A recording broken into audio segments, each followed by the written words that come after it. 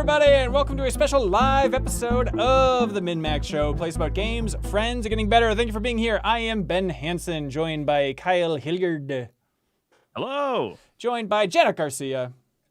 Hello. In a shiny new venue, we might add. The background doesn't look that different, but the lighting's different. She's in a new house, everybody. Yeah. Are you apartment, but you fully moved in? How you feeling? yeah, I think so. I mean, I'm feeling good because it's done. And I had about a week where everything I did after unpacking felt exponentially easier. I'm like, oh, I only have to do laundry. I don't have to set up a whole livelihood. Why did I ever complain? And I fear that's starting to slip a little bit, where I'm going back into my own crummy, lazy tendencies, but I'm trying to resist it. So I'm feeling pretty good. Oh, that's lovely. Feeling optimistic. Oh, good. We're also joined by Jeff Markiafava. That's me. Welcome. How you doing over there, Jeff? I'm fully in the lazy. I don't want to do laundry, even though it's really easy and I don't have to set anything up. Oh, so. Good. Okay. Well, welcome. Do you ever think if you move, just like the level of cable management you'd have to do, Jeff? I know you're like as rooted in as anybody's ever been rooted into a building, but at some point you might move. And just think of the amount of cables you have to plug back in. It is an absolute nightmare. Yeah, it's not the cables, dude. It's the 10,000 board games behind me that I would just I'd have to Gilbert Grape it, and we just have to burn it down when we left. For the I insurance was wondering money, where that was going. We have to just burn the house down. Lodge our mom out of a tub. Jacob Geller's also here. Welcome, sir. Hey, I'm back. We just came back from Spain. Boy, are my brazos tired.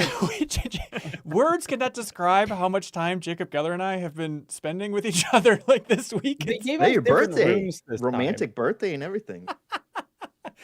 Yeah, birthday abroad. I mean, it wasn't. wasn't. You didn't have beds that were basically pushed together this time? No, we had different beds, so it made it... Maybe that's why Ben did not mention a single time that it was his birthday while we were spending 24 hours a day together. Well, because we were like traveling back and flying back from Madrid, and it was like, it'd be weird to be like, by the way, Jacob, it's my birthday, so no, I nice felt much weirder that everyone started wishing you it on Slack, and I was like, what?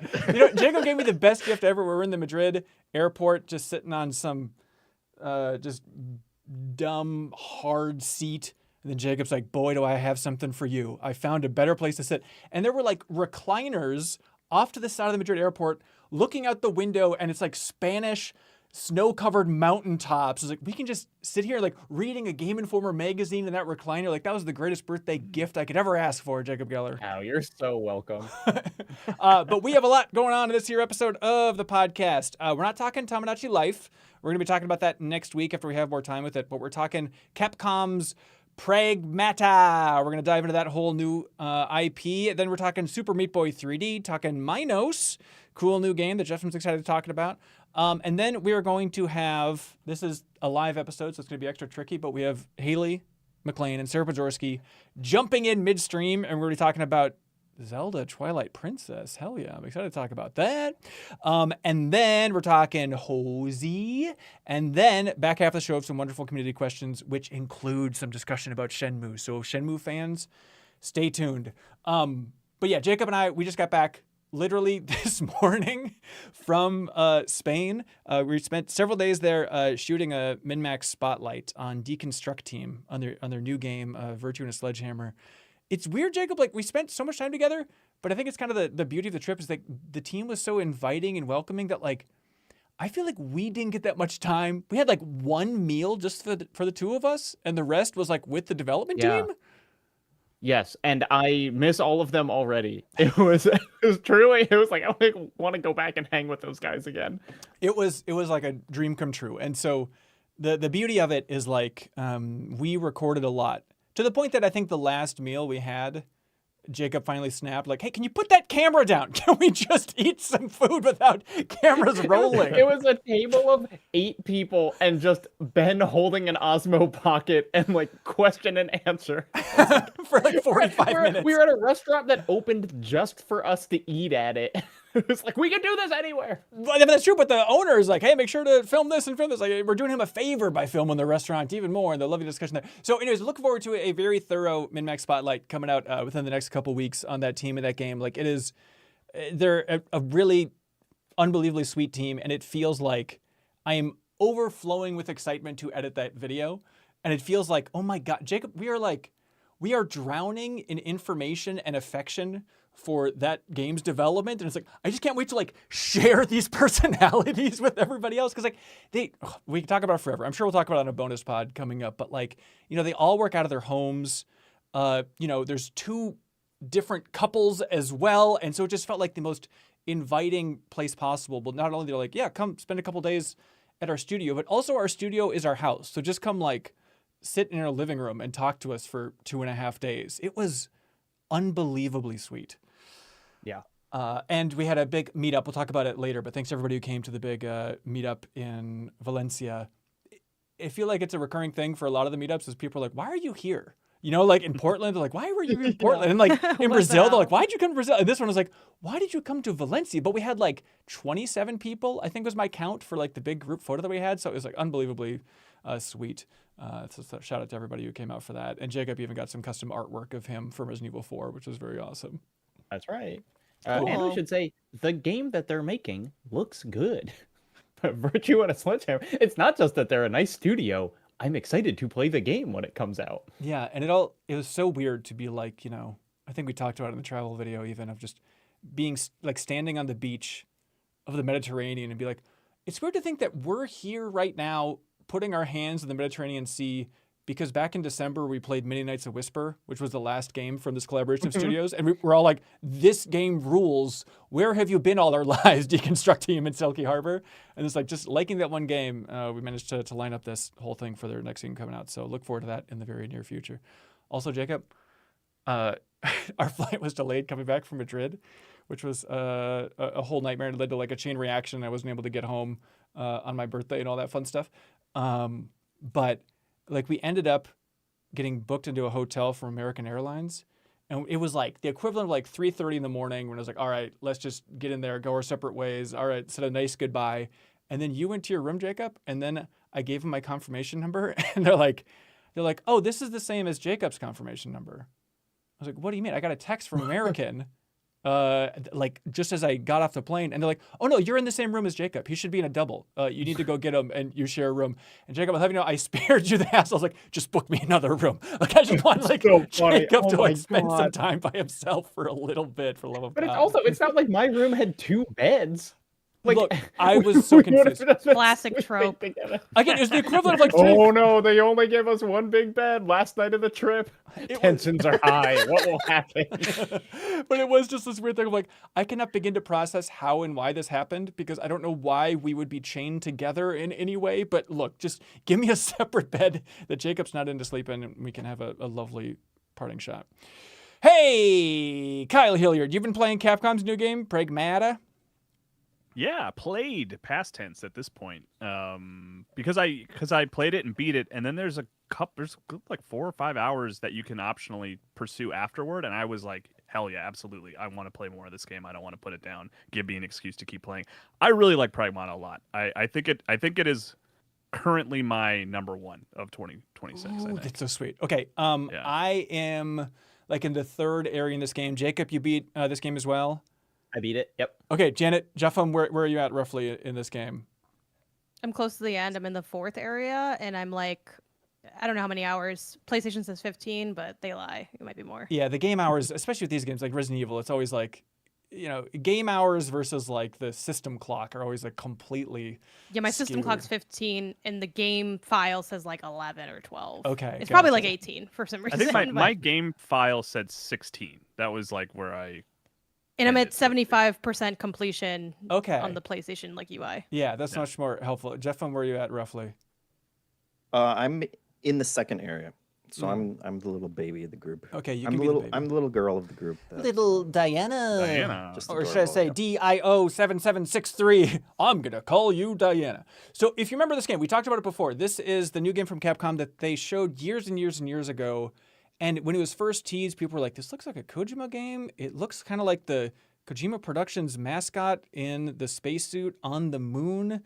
And it went dormant for a while, came out swinging, and it is the 3rd-person exploration shooter, but the big hook is you have the little robot girl on your back, and you are hacking as you're shooting. There's a grid that you're navigating with the face buttons so strangely as you're firing at them. But I've been playing on my PC here and a little bit on my Steam Deck, which was, it chugs a bit, but it's playable in the Steam Deck technically. But I am over the moon about this. It is like filling me with so much enthusiasm. I'm like, it feels like a miracle just to have like a huge AAA swing for new IP. And I know there's a lot more of it in the past in the game industry, but it has me reeling about like, when's the last time we got like big budget, original, weird swing from a publisher? And it's like, there's stuff like Elden Ring that wasn't that long ago, technically new IP, but like, I think back like, imagine if Forspoken from Square was good. It's kind of like how I feel about just like how rarely this comes around. But Jacob, how are you? Oh, please. Yeah. No, I want to hear from Jacob, please.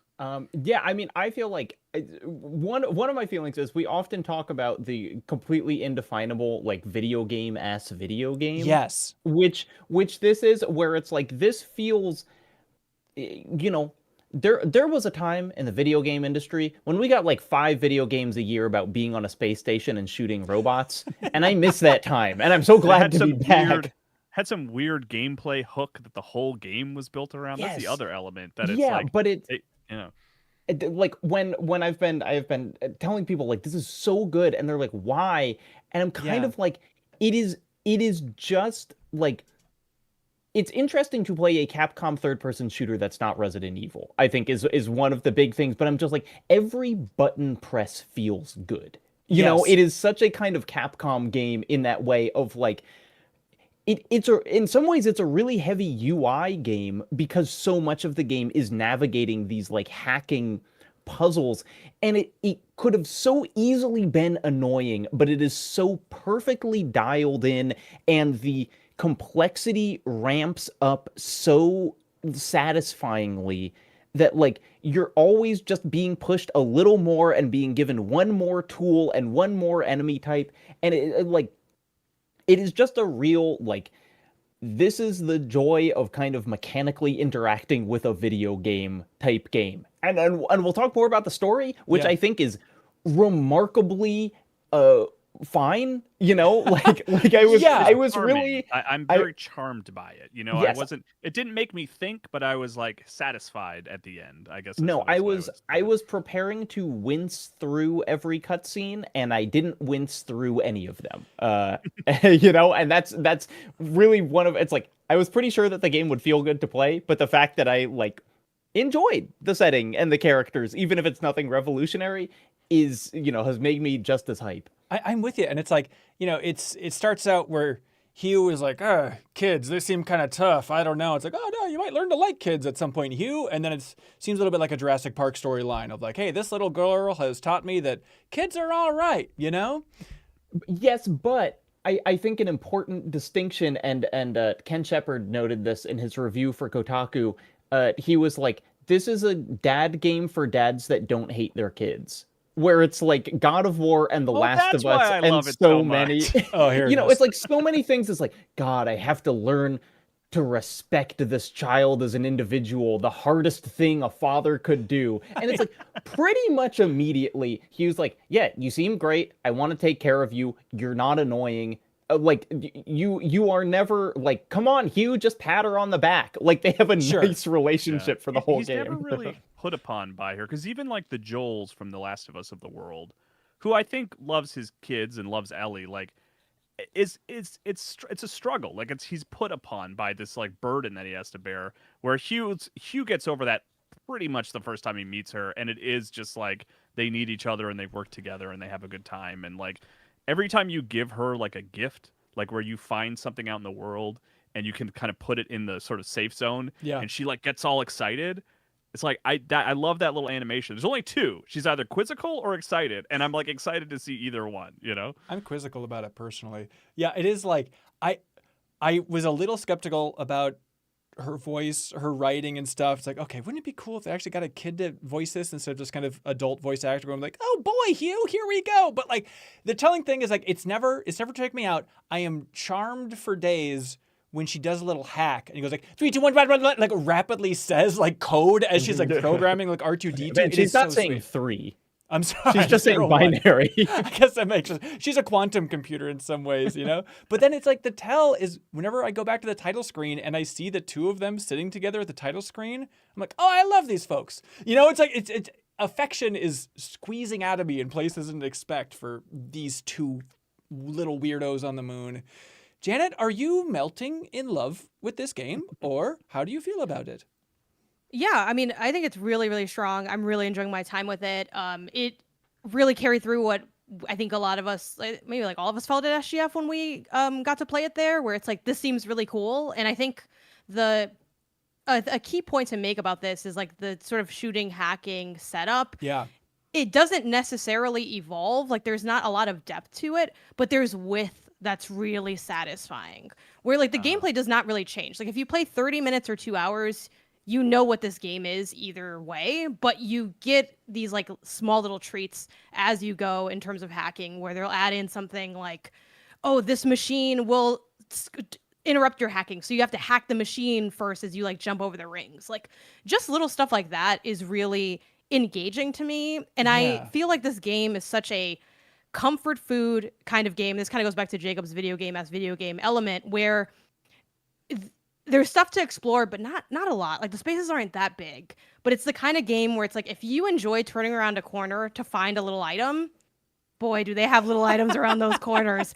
And I like it each time. I like it. And then they'll add like just a tiny bit of friction to some of them. They're like, this one's blocked by lasers. And I'm like, whoop, I found where I hack it. And then and it keeps feeding into each other. I think they also just make a lot of really smart design decisions. Like, I think it's easy to look at this game and say, oh, okay, it's kind of basic fun, like, cool. But I think there's a lot of really amazing stuff happening under the hood that makes that basic fun as it is. Yeah. Even just like how they do the progression. Like, one area in, you feel like you've gotten every upgrade almost. You're like upgrading the hell out of these characters if you like comb over the area just a little bit. And part of that is like the smart design of, instead, so many games overwhelm you with like that initial UI upgrade system. And here they like purposefully only show you so much of like how you can upgrade it. So like, just as a fake example, if you can upgrade your hacking by 20 pips, they only show you like 8 pips at first. And then they like slowly unlock it. So you really feel like you're getting stuff all the time. Yeah. You don't have that like, I don't know, kind of crunchiness that like other progression systems have. And it feels like it's going by really quickly, even though the game is like solid hour count, like 12 to like maybe 20, depending on how much you're seeing of it. But it feels like it's all going by so fast because it's very like tightly and smartly constructed, which I really appreciate. And the kid is cute. She draws you little pictures. That's adorable. I have a soft spot for kids in art. I used to work at a museum in the family program sector. Like, that stuff's always cute. And I think it's nice that they were able to find charm to kind of refer back to what y'all were saying, despite it being like, okay, she is an android in a not that well written story, and yet like she gets by, and that's nice to see that this isn't going to be a barrier for people. Yeah. I feel like one of the really telling things where I'm just like, I know I'm into a game if I do this, is like, there are a lot of kind of VR missions, basically. You get kind of like optional challenges, and as soon as I unlocked each of those, you would get them in like chunks of 4, and it's like I would do all of them right away. That it was just like, you have optional combat challenges, you have optional platforming challenges, put me in there. And it's like, I only do that if I am having enough time, or having a good enough time with the game's systems to be like, I don't even care about narrative progression. I'll be in a white grid room and just let me fight more of these robots. It is weird. There's bingo in the game. It's got and then you do the challenges, and then you play bingo. And you get stuff when you get bingo, and then they have blackout bingo. I was like, more games should put bingo in there. Yeah, I feel like so many little treats. You get so many little treats in the game. It's a big game for like, if you like little treats. Like this, obviously this game is Capcom. It was like heavily marketed by PlayStation. But in another era, like if you change a few of those factors, in 20 years, this would be like the hidden gem of the PS5. Yes. Again, it's not going to be because it's like massively marketed game, but it has that energy of something you normally would have skipped over in that like PS3 360 era that you'd find at a store years later and say, why are people not talking about how cool and interesting this game is? But now this is PNO 3 is like the big point of reference for me, because that's another Capcom game, to the point where after I was like a few hours into Pragmata, I looked up Piano 3 and started looking up like in world company names and stuff like that. I'm like, is this quietly a product number 3 like sequel, or is there like there was, I didn't find anything, but like it feels like there was some connective tissue there, where that Piano 3 did not work where this one does, Yeah, and I feel like last time we talked about this game, it was kind of based on the demo and preview events and stuff of just like, oh, the hacking while shooting works, and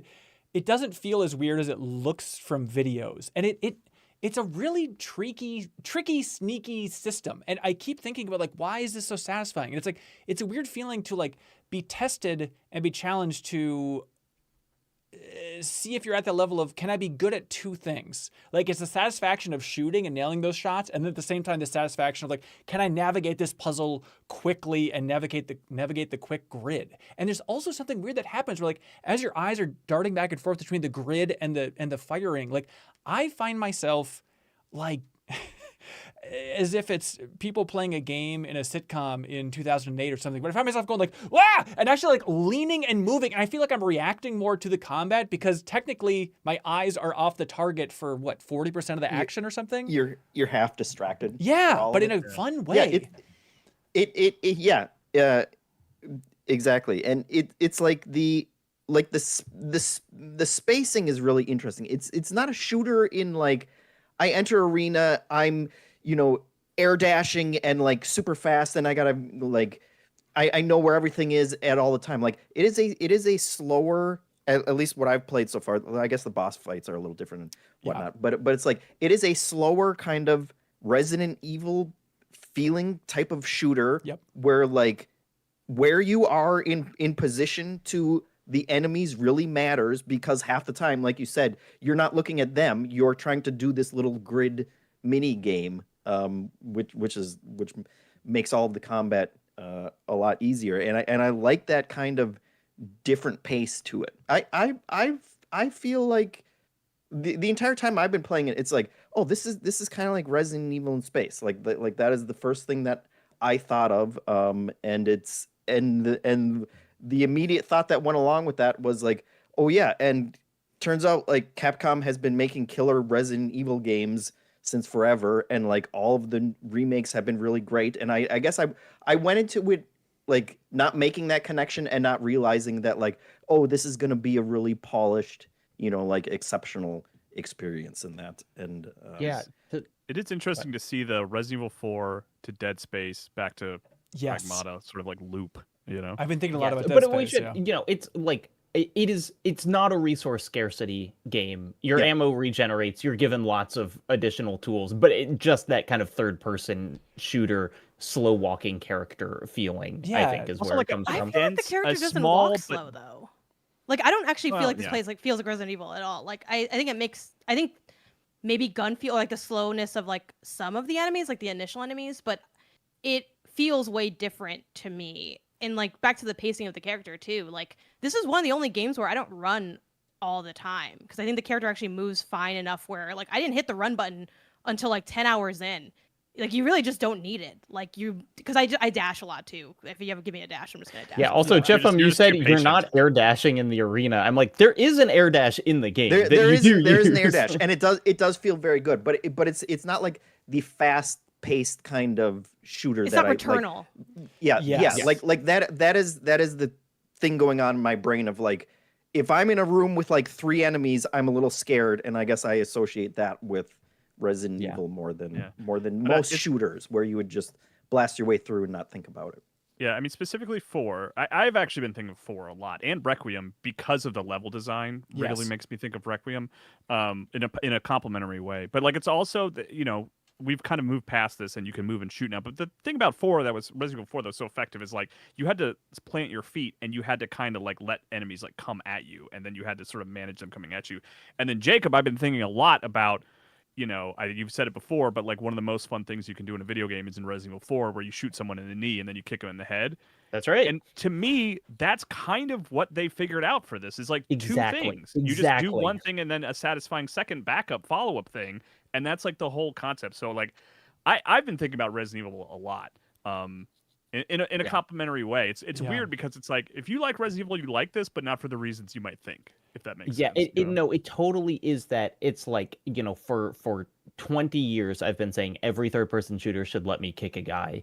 And this is like one of, this and Dead Space 2 specifically with the telekinesis is like some of the only games I've played where it's like you figured out the thing that is spiritually kicking a guy that's not literally, of just like, if I only had a gun, this game would be boring as hell. But because you have the hacking, and because the hacking is so clever, where it's like, it's a very simple minigame. If it was the only thing on the screen, it would be a complete breeze. Part of the complexity is just that there are enemies walking at you, but also that it's not necessarily giving you a lot of ways to fail, but there are just a lot of different ways to succeed that you want to pick at different times, because you're given kind of hacking power-ups that's like, if you go through this one, the enemy will have less defense. If you go through this one, the enemy's going to like start attacking its allies.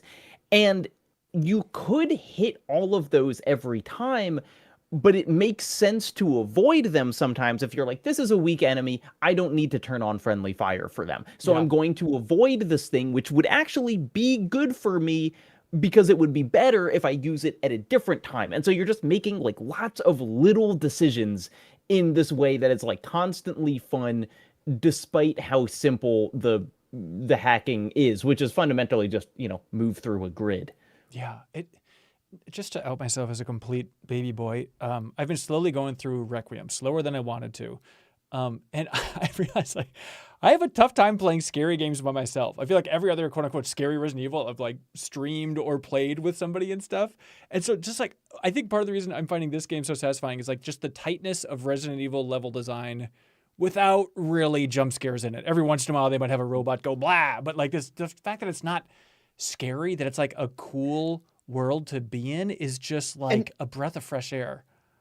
And it's also, and I don't know if this changes in the later areas, but I really like that it is a sci-fi game that isn't the Dead Space like grim dark, everything's broken down. Like you're in these very nice pristine, almost like Portal style future space places. I feel like we don't get a lot of that kind of sci-fi settings. Well, if you listen to the Pew Pew Bang on Sci-Fi, they're like everything is white walls and sliding doors. They have some of that here, but it's not as pronounced. There's a lot of that. Like there's a lot of clean sci-fi, but I do think the game, for being set entirely on a space station, gets more mileage out of different environments than you would expect playing the first level. It's like you do end up in places that you're like, oh, okay, this is cool. I didn't think I would be in this kind of place. And the hook there, without spoiling anything, is this moon base is very into 3D printing.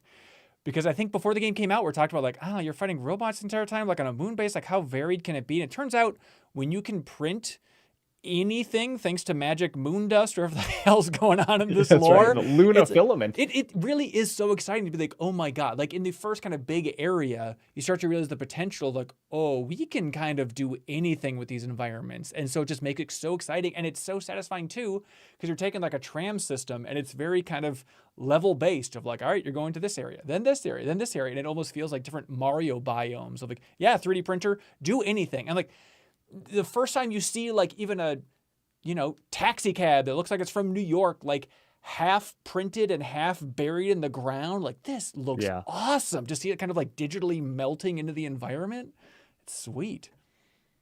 It kind of reminded me of Scarlet Nexus, like oddly enough, a game that like I wish I played more of, but it was like combat sci-fi. I feel like kind of anime coded if it wasn't directly anime. Oh, there was an anime adaptation. Yeah. Okay. Yeah. That makes sense.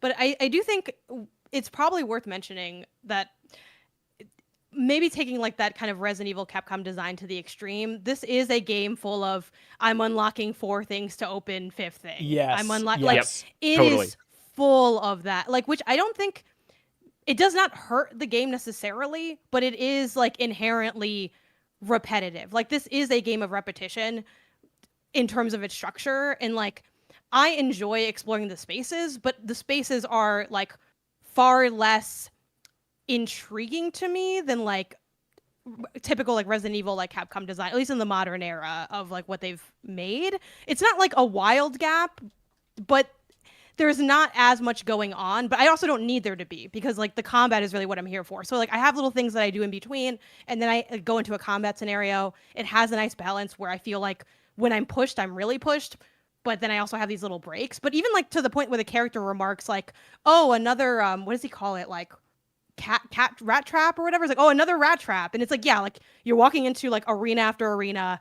It is like very video game. Like I saw someone Yes, post, it and I is don't know if just it was like sub post on you- Capcom, but it was like, oh, someone should make a game where you have to power something up. It's like, yeah, like this is a game where you're constantly like Yeah. 3 things to power 4 thing. Yes. Yep. Totally. Yeah, and it speaks to just how like fundamentally satisfying everything in the game is, that it's like, hell yeah, send me down that 4th hallway to hit the button on Yeah. the 4th lock. I'm ready. Something I'm scared to test though is like, are there auto saves in this game? Can you only save in kind of your home base area? Like if I am No, out on a there are- mission, there and are I- auto saves. there are. Yeah. Okay. It's pretty frequent, actually. Okay, 'cause it's that- But it's You that- can yeah, only I manually save in the Wow, base. humble brag. Ben Hansen hasn't died playing Pragmata. Well, no. I guess I understand that, but it's like if I were to quit the game. Get up, Hugh.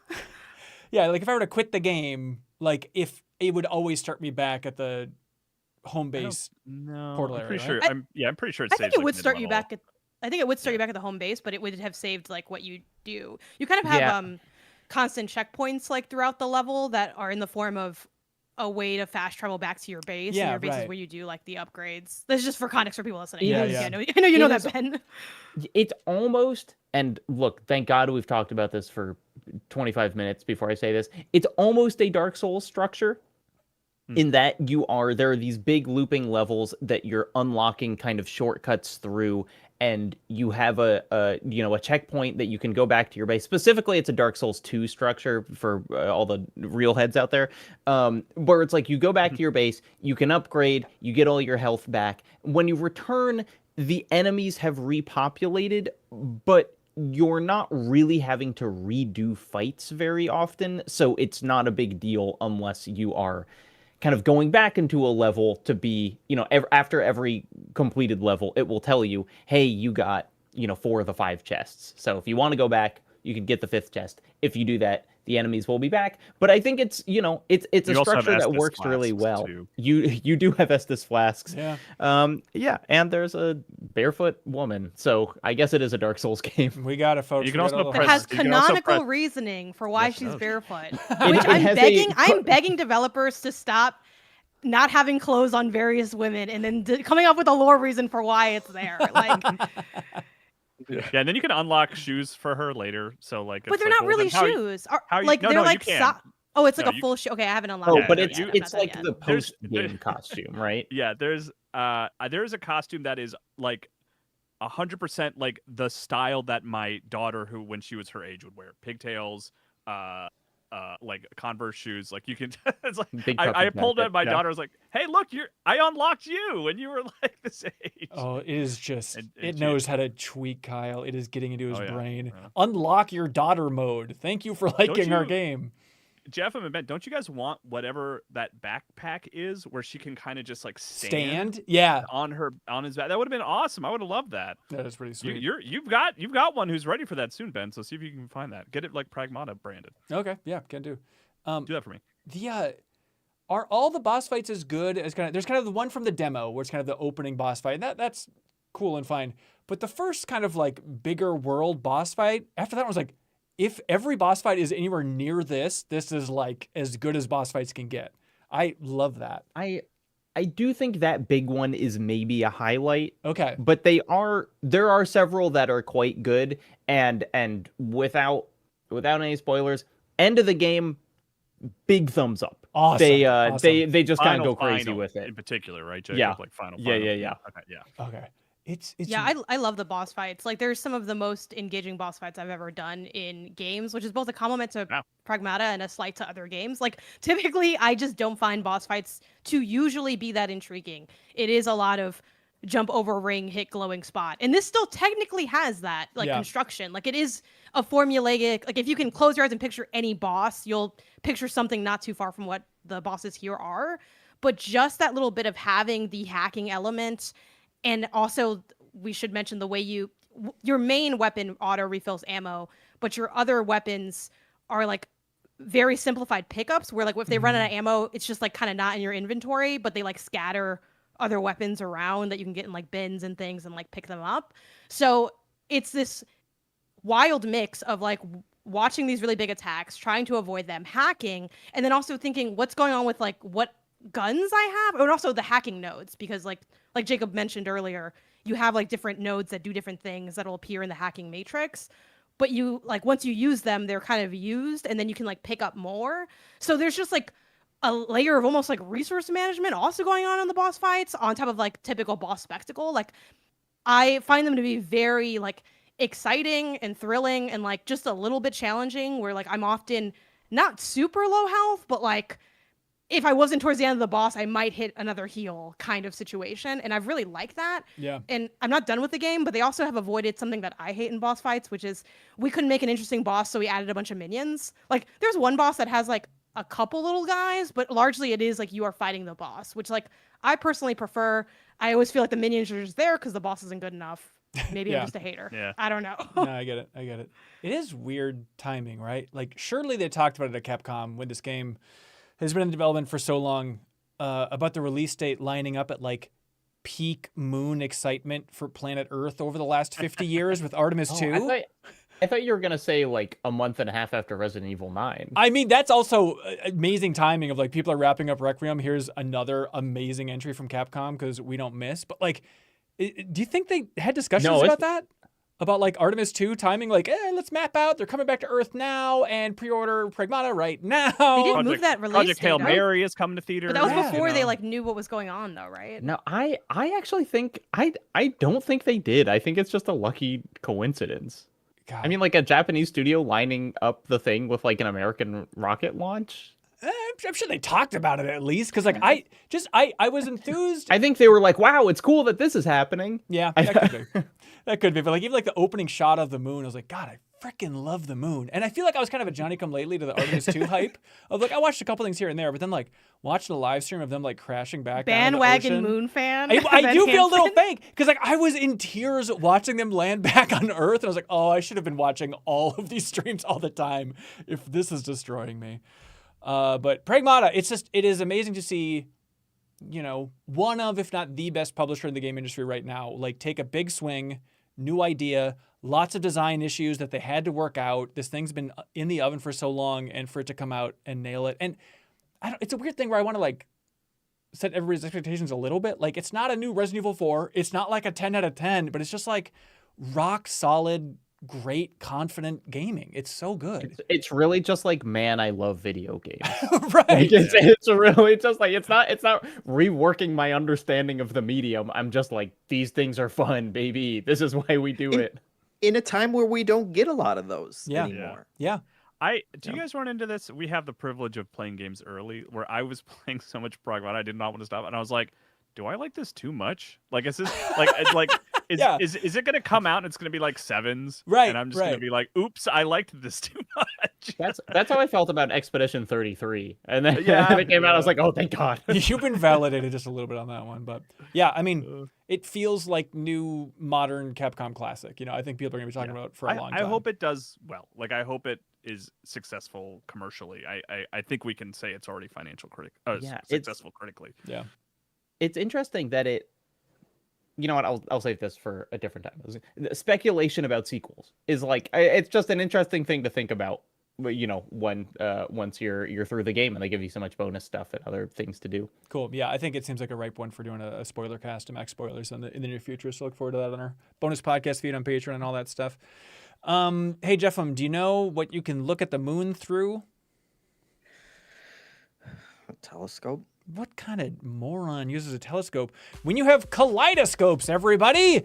And you can head to the Kaleidoscope Factor. So you can look, you just point won't it at see whatever anything. you want. Jeff. Yeah, you can aim it at the moon. But that's right, everybody. DiscoverPoco.com. I'm talking about Pocahontas County, Iowa, home of the Kaleidoscope Factory, our favorite organization to plug, 'cause it's not an organization, it's not a company, it's just the good folks at Pocahontas County. They want you to map out a trip and head there if you want a lovely visit here. They say, come discover the kaleidoscopes of Pocahontas County, Iowa. Pocahontas County is home to 11 large kaleidoscopes throughout its communities and county parks. Our parks are home to several great outdoor amenities, including several playgrounds, the expansive Three River Trails, disc golf courses, and more. As part of the state's tourism initiative to, quote, take some time discovering what Iowa has to offer, our kaleidoscopes and county parks offer an affordable yet fun way to vacation with your family, friends, or even independently. Parks like Little Clear Lake are great for kayaking once you're done checking out its kaleidoscope. Speaking of which, each kaleidoscope contains a distinct design, has its own color scheme that makes it completely unique. Whether you want to camp out at one of the several campgrounds or stay at a hotel while following the trail of kaleidoscopes, there's plenty to eat, shop, play, and stay throughout Pocahontas County. You can add Pocahontas County, Iowa to your travel list this year. Visit discoverpoco.com to see suggested trip ideas and start planning your itinerary. That's discoverpoco.com. And they sponsored the last episode of Trivia Tower, and they're so sweet. They actually shipped out a kaleidoscope to the winner, and they were showing it off in the Discord and stuff. It's Cool. amazing. So discoverpoco.com. Check out the description for more. There's this other game that's been out for a little bit, and I am so curious to hear your all's thought on it. But Super Meat Boy 3D. This game has had a fun journey, right? Like Super Meat Boy, iconic early Xbox Live game that we all presumably loved. Then Super Meat Boy Forever was in development for a long time, and we're kind of like, not so much. And then they announced Super Meat Boy 3D, and it was like, I don't know if that really works in 3D. Jeff, you've been playing the most of this. How are you feeling about the current state of Super Meat Boy 3D? Yeah, it was definitely one when they announced it, I did not care at all and thought, I do not need a Super Meat Boy 3D. I don't see how it would work in 3D. I do not want this. And then when I tried it, and maybe it's, going in with low expectations, I immediately realized it does work, and that's amazing. And that's the main reason I wanted to talk about it. But also just what a different format Meat Boy had and how well it works. And just the flood of memories of, like a level is 20 seconds. You will play it 30 times until you figure out how to get through it. Once you do, you have mastered this, bite-sized bit of gameplay. And then you're going to do it again because you want to do it in the time limit that you have to get to unlock the Dark World version, which is a completely different, harder level. And then you're going to do it a third time in order to find the hidden, power-up that's in each one, which unlocks new enemies or new playable characters once you get them in each of those. And all of that is exactly the same format here. And I think that's part of why I enjoy it so much. The other part, which I am realizing is more controversial as I've read some reviews and stuff, is I guess some people don't feel that it translates that well to 3D space, and that they have trouble figuring out like where you're going to land. Yes. Especially going like forwards and backwards in space. I guess that gets trickier for people, and I had some people commenting when I was live streaming it that they were like, you're doing a lot better at this than me, and I'm not sure why that is, and I'm not sure why that is either. But like when I'm playing this, all the movement mechanics that you have running and jumping and doing, you have like an air dash, basically, like a special lunge through the air. They are so overpowered that like you're just jumping like I feel like I am a wizard when I am playing this game, because you will jump and you will fly and you'll be like, I have to land on that little spot on the bottom corner of that wall, and when I hit it, I'm going to fly off in the other direction, and I'm going to do another jump dash over all of these spinning buzzsaws, and I'm going to land precisely there and then run, and it'll take you 40 times until you actually manage to do that perfectly. Yep. But then once you have figured that out, like that is the magic of this game, and I really liked it, and I streamed it for like 4 hours, and then my wrists and my forearms burned for like the next 2 days, and I'm like, I'm too old to play this game, and I can't enjoy it because I will have permanent claw hands after playing it. Mm-hmm. But if what you are you have playing it on? What controller? I did the stream on, well, I went through like 3 controllers because I was not happy with any of them. The most time I've been playing with it has been on the Steam Deck, and honestly, I never would have guessed that is my preferred like hand holding, format for it. But it feels really good on the Steam Deck for some reason. Everything else, like I was having problems with. But that might be my old arthritic hands as well. So I don't know. You're certainly falling apart. Your meat it needs to be bandaged. But like that is basically my journey as well. Is like I went in with pretty mixed to low expectations of this, and I am having such a good time with it on Steam Deck in particular. It's like it's such a good game to have on Steam Deck just for like tight, super tough challenging. You mentioned 20 seconds. Some of these runs, it's like 3 seconds, 4 seconds. Just do it again and again and again. And we should mention too, if you've never seen it and you're listening to the audio version, it's like, it's not Mario 64 here. Like it's an isometric perspective. So it's Mario 3D World. Yeah, basically. Imagine like the most challenging closest, 3D World and 3D Land levels, which 3D Land's my favorite Mario game. I know it's not popular, but like I am having a really good time with this.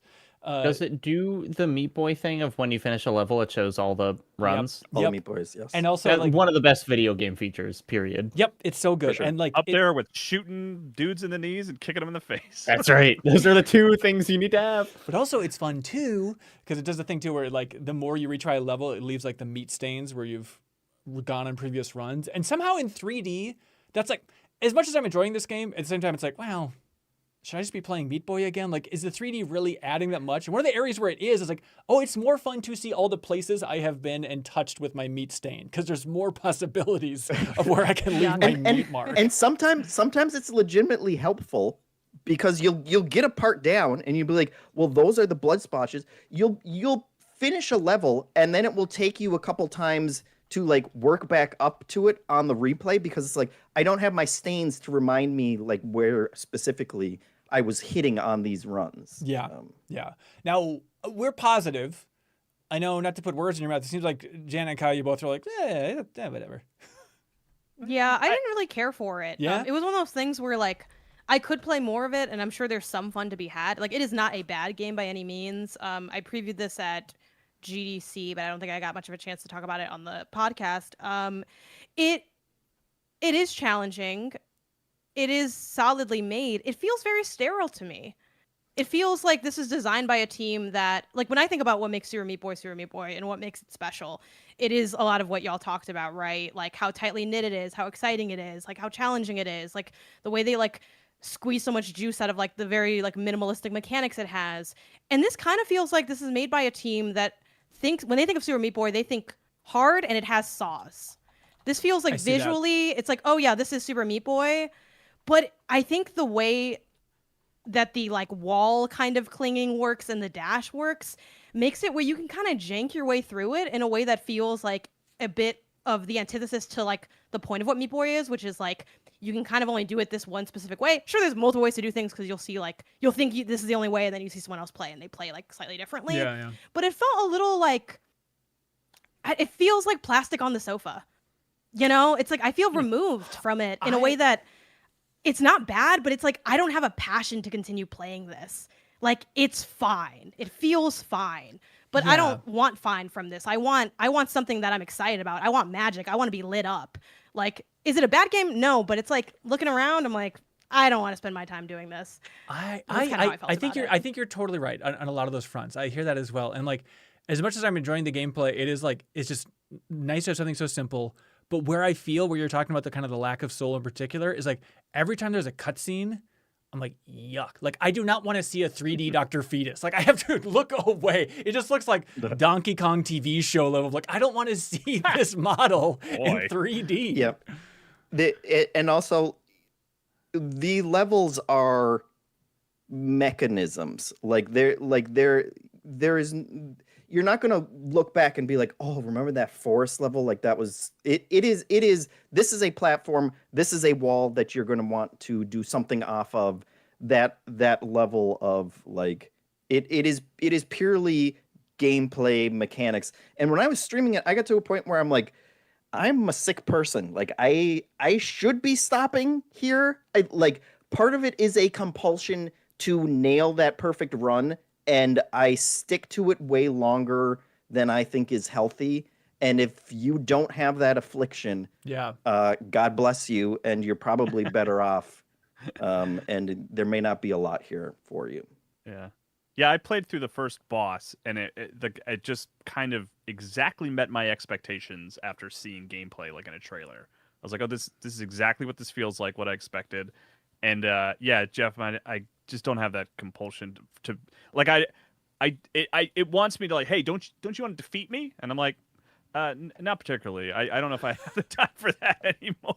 You know, but like, well, to Janet's point, like it's thoughtful and well designed. It's not like it feels like Meat Boy in 3D. Like Just easy to bounce off of. The title is exactly what they're selling, you know? I think Yeah. they struggle to create like a sense of urgency in the 3D space where like in Super Meat Boy, it's like I have to keep moving or I'll die. And here it feels like there's a little bit too much space to linger in a way that like unnecessarily drags out the level. And I know you could say, well, just play it faster. And it's like, well, you kind of do need to like also scope out where you're going because of like how the camera works and the space works. So it just feels like it doesn't have the zip that Yeah. I feel like is the core of Meat Boy. And then like what are we left with? We're left with a challenging platformer that just feels like a bunch of assets thrown into a space. It's a notch me. above that. I hear you. I think like as you progress, I think like with the worlds, as there starts to be like, okay, this level is defined by this level is defined by this. Like Jeff, that the level in the second world right before the boss has been the biggest pain in the butt. We have to like run vertically up the wall. You know what I'm talking about? Do like a little hop, then you launch way down. You have to go over. Believe it or not, there's saw blades you have to dodge. But that was the first one that I hit where I was like, I see the flaws in the 3D design of just like being a little finicky about like, okay, I'm leaping over this edge, then where am I here? But the isometric nature of it, I think, kind of alleviates a lot of that kind of 3D jank. But every once in a while, it's like, I see what some complaints are saying just about kind of the navigating the geometry here. But still, it's like, it's the same thing we said, I guess, about, you know, Luminous Arise compared to Tetris Effect. You know, of just like, you know, if there's this game that gives me 70% of the thrills I had with Meat Boy, like I'm happy to have that on my Steam Deck. You know, like it's maybe too simple, but And there is like I do feel pushed when I'm playing it. I don't feel like it's too slow, but I am going at max speed the entire time. And and that part of that is like I want to get that A+ timing. Like that is enough for me. You have put that in there, so I'm just going to be moving at full speed the entire time and dashing it as much as I can, and like be on that cusp of I'm always just a little bit out of control, and hopefully I can wrangle it long enough to land it. But that is like, I guess that is coming from a voluntary place, and I wouldn't want to play it as just a normal platformer where I'm looking around and, you know, trying not to die. It's like you're gonna die a bunch. I am willing to burn through those little meat boys in order to get that perfect, you know, like as fast as possible run. yeah. That you can get, and that feels good. Yeah, it's good for that. It's good for that. It is out on everything. It's $25 too. So for the price of a Tindleston story, you could jump in on Super Meat Boy 3D if you're curious about that one. Jeff, I also checked out a game that you're recommending that you also streamed on twitch.tv/MinnMax show, Minos, which, boy, based on screenshots and trailers, I was like, what is this game? It was described as having rogue elements. We had a big conversation on how to pronounce Pragmata, and now you're saying Minos, and it's really throwing me off. I saw a dev diary though, where they were calling it a Minotaur. They were pronouncing Minotaur really weird, and so I don't know what they're going for. I was saying Minos the whole time, but whatever it is, interesting take on tower defense, which is a genre that I have no interest in ever. And so like really it is a tower it Not an something must die, fella. I've been trying to wrap my head around why I enjoyed this one so much, because at first I was like, oh, it's so much different from a tower defense game, and as I was breaking it down in my mind, it's like, no, this is pretty much exactly like a tower defense game, but there's something different about like in it you are a little baby boy minotaur who's growing up. You're a young adult version of a minotaur, and you are in a big labyrinth, and adventurers are going to come in. They're trying to get to the center of the place, and you have to build out the walls of this maze so that they will go in a specific order, and then there are places where you can put deadly traps, and you're drafting those traps. There's like a roguelike element to it of like the different traps that you're getting. You're creating a pool, you're like expanding that pool, and you'll be kind of drafting those as you go along and putting them out, and just trying to like optimize the path for them to go along so that they're all dead by the time no one actually gets to the center, which is basically just a tower defense game. I think the thing that bothers me about tower defense games is it always feels like you're going to have a big train of enemies coming in, and you're just going to do chip damage to them with all the turrets that you put out or whatever, and you're just going to hope that their little green health bars are completely depleted by the time they get to whatever. And that is just not a satisfying thing to me. Here, like, you're going to have maybe 4 or 5 enemies come in. You know exactly how much their hit points are. You know how much the traps are. So you are like micromanaging and planning that down to the person, to the point where you will, like, I would set out my entire layout and I'd be like, okay, so we have 7 people coming in. That one takes out every 3 people. So now we're down to 5 people that are going to get past that one. Then they're going to go into the flame, and like the different traps are really interesting, and they lend themselves to interesting combos and things like that. Yeah, and I think that is where the magic is happening. Yeah, it's the into the breach of the tower defense of like you have a good sense of what's going to be happening where. And I think kind of the magic too is being able to like change the wall layout of like, all right, it's a maze, and I'm actually trying to navigate like, okay, I have this ability or something I can lay down as a trap that's kind of like a siren song that'll like lure them down a dead end and then like murder them in there. So it's kind of like, okay, they're going to walk this way. They're going to hear the song, go down here. And then when they turn back around, there's going to be a bunch of arrows firing at them there. And then also Asterion, like the little guy that you're controlling, he can run around and also attack as well, so it's a little more action focused. But Jeffem, you feel like an Orcs Must Die game, and this really is. It feels like an Orcs Must Die game, but going back to like an isometric RTS like almost perspective. It just feels like your genre, man. Yeah, it almost feels like the thing that I don't think I like about tower defense games is they feel more like RTS games, which I do not like that genre either. It's the real-time aspect of it. And I like the planning aspect of this, where you're like, you have as much time as you want to meticulously figure this place out, this little maze. The other thing that's really interesting about it, you can move most walls, and there's no cost to it whatsoever. So you can move them around. But then there are some that are permanent, and then there are some that they they keep introducing layers and layers to it. There are some that take a certain amount of energy. You have like 5 energy, so you can remove 5 of these extra tough walls per wave. And so there's like additional layers of strategy that you have to start figuring out and that you have to kind of build around. And it ends up feeling more like a puzzle game than tower defense ultimately. The other thing that's really interesting about it, and that I was very skeptical going in, is you'll go through multiple waves of enemies. And they do the roguelike thing where it's like, okay, pick between these 3 rooms which type of encounter that you want to have. And one of them is what they just straight up call like a long battle or something. And it's like 8 waves, it's like 30 enemies. It seems like just about twice as long as the normal one. And going into my first one of those, I was like, this is gonna be too long. Like I don't want this expanded out that many waves against that many characters. And what's really interesting about it that I've never seen in any kind of other roguelike game or anything like that is that like all the heavy lifting that you do when you start planning out your labyrinth, if you do a good job of it in the first couple waves, that will carry through and pay off dividends like through the rest of that full encounter where it's like, okay, I have built the path that these guys have to go on. It covers all of the possible entrances, and then I've built in all the these extra traps. So wave 7, now you're giving me 7 guys. Guess what? I'm already set for that. Like I'm immediately just going to hit the okay, go again. Unleash the adventures, and we're just going to murder them all too, and like you can fly through those.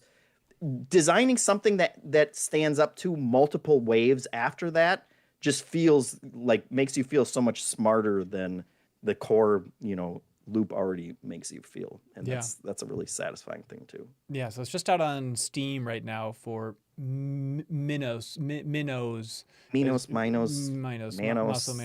It's a developer. I played this at GDC as well, Oh, and, right and on. I liked it a lot. Like I thought, Jeff, just kind of just echo what you said. Obviously, I played way less of it, but I'm not a tower defense person either, and I don't like the real time element that sometimes is associated with tower defense. But I liked just the simple planning of setting everything up. It was just like very satisfying to like tinker with and then like watch unfold. Like there's something that I just think is very enjoyable about that loop. So yeah definitely want to check out more. Yeah, it's from Artificer, who released Sumerian 6, which is the game about killing Nazis, if you remember, just like not that long ago. Yeah, then Devolver published that game there. All right, Jeff Marchiafava, do you want to clap on out of here whenever you feel like it, buddy boy? Sounds great. Okay, See you guys. live clap. Wow. Wait. Jeff, Oh, you this clap. is live. I forgot. Okay, Get outta here. actually, see you guys for real. Okay. Bye. Wow, the magic of clapping. Wow. Just as You really did mysteriously it. as he arrived. And lo, he is gone. If only some folks could jump on in, if they're still watching us live. So Jacob, you're not too tired? You're not feeling jet lagged? I've been getting more tired being on this podcast, but overall I'm good. Cut that part out. Yeah. Is it just the genres when we talk about tower defense game? You find your eyes getting heavy? I like tower defense. I feel like it's like, here's my theory. Jeffem's too old to have played Flash games, and like tower defense really was a Flash games kind of crux. Right. So he's like, oh, what is Hi. this whole new world? Sarah Pozorski, joining the show. Hello! It's hello! Hello. Chat goes wild. We've got you. How you doing, Sarah? Wow, we have 2 peach stained glass windows now. Because you have one and Janet has one. I was like, what are you talking about? Okay, Yeah. interesting. Was that wait, Our Janet, was lighting? that up in your old apartment as well? Not all the time. I had it up at one point, but I've had it for a long time. It's from the same artist. Were you guys sad when it crumbled in the Super Mario Galaxy movie? I wouldn't God. know. Well, because okay, I would not waste spoilers. my time watching the Wow, Super Mario okay, Galaxy movie. okay. Yeah, something breaks in the Super Mario Galaxy movie. Sarah, you were texting me begging for answers to spoilers in the Mario Galaxy movie, so I don't know exactly. wouldn't what have you're said doing. I saw a TikTok and I was so scared that it was real. I immediately was like, "Who can I ask about this?" And Ben Hansen was the first person that came to mind. That's an honor. And I was like, "This is really important. You need to answer me immediately. Is this true?" And he responded so fast. I was so He He excited. Now I was wanna there know what when I this was. needed Yeah, him. what was it? Spoiler was for, like it was about like a Mario revelation, dies. a revelation about Peach in the movie that has incredible implications for the Yeah, future of that Mario. is a weird reveal. Yeah. Yeah, but I heard about it and then I was like immediately texted Ben. And it were ruined you my entire day. upset about Good you thing were or Yeah, bad? I'm mad? really upset about it.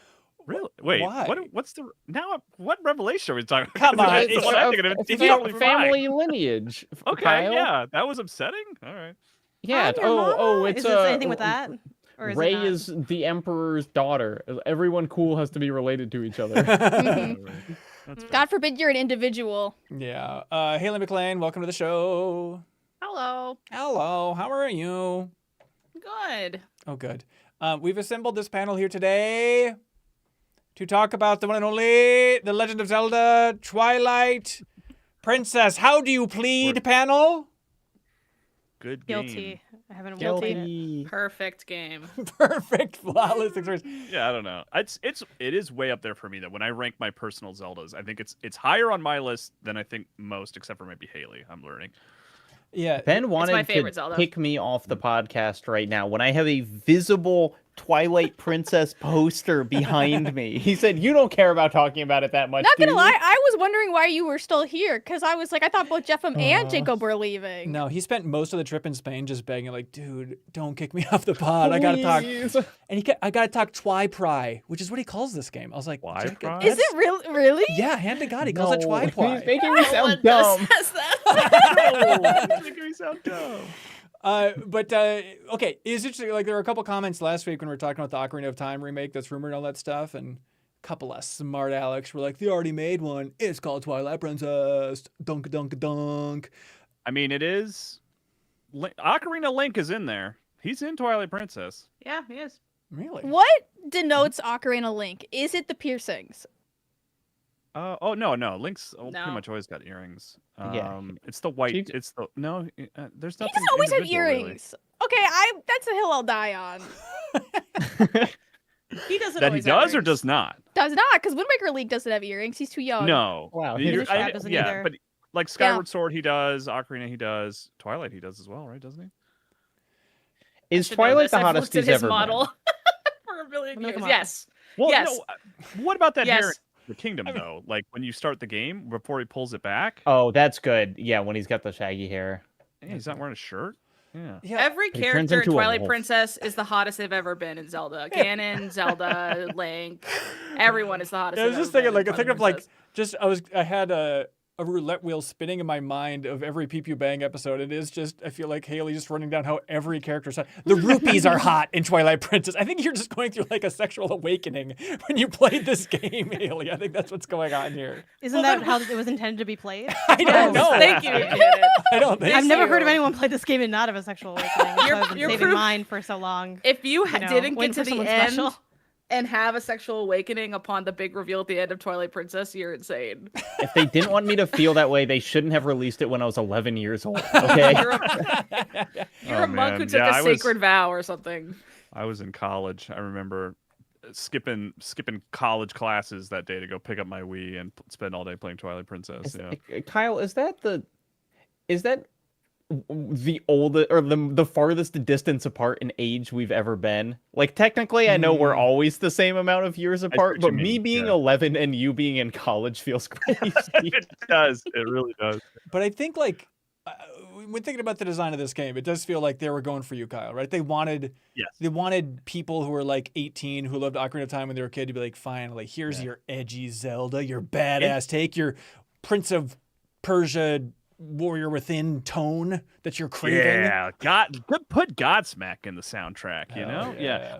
To be clear, like I love Wind Waker. And like I was like a big defender of it at the time, like even among my small group of friends who didn't like the way it looked. I remember like downloading footage of it like off of like Kazaa and stuff because, you know, this was like pre-trailers and being like, I think this looks amazing.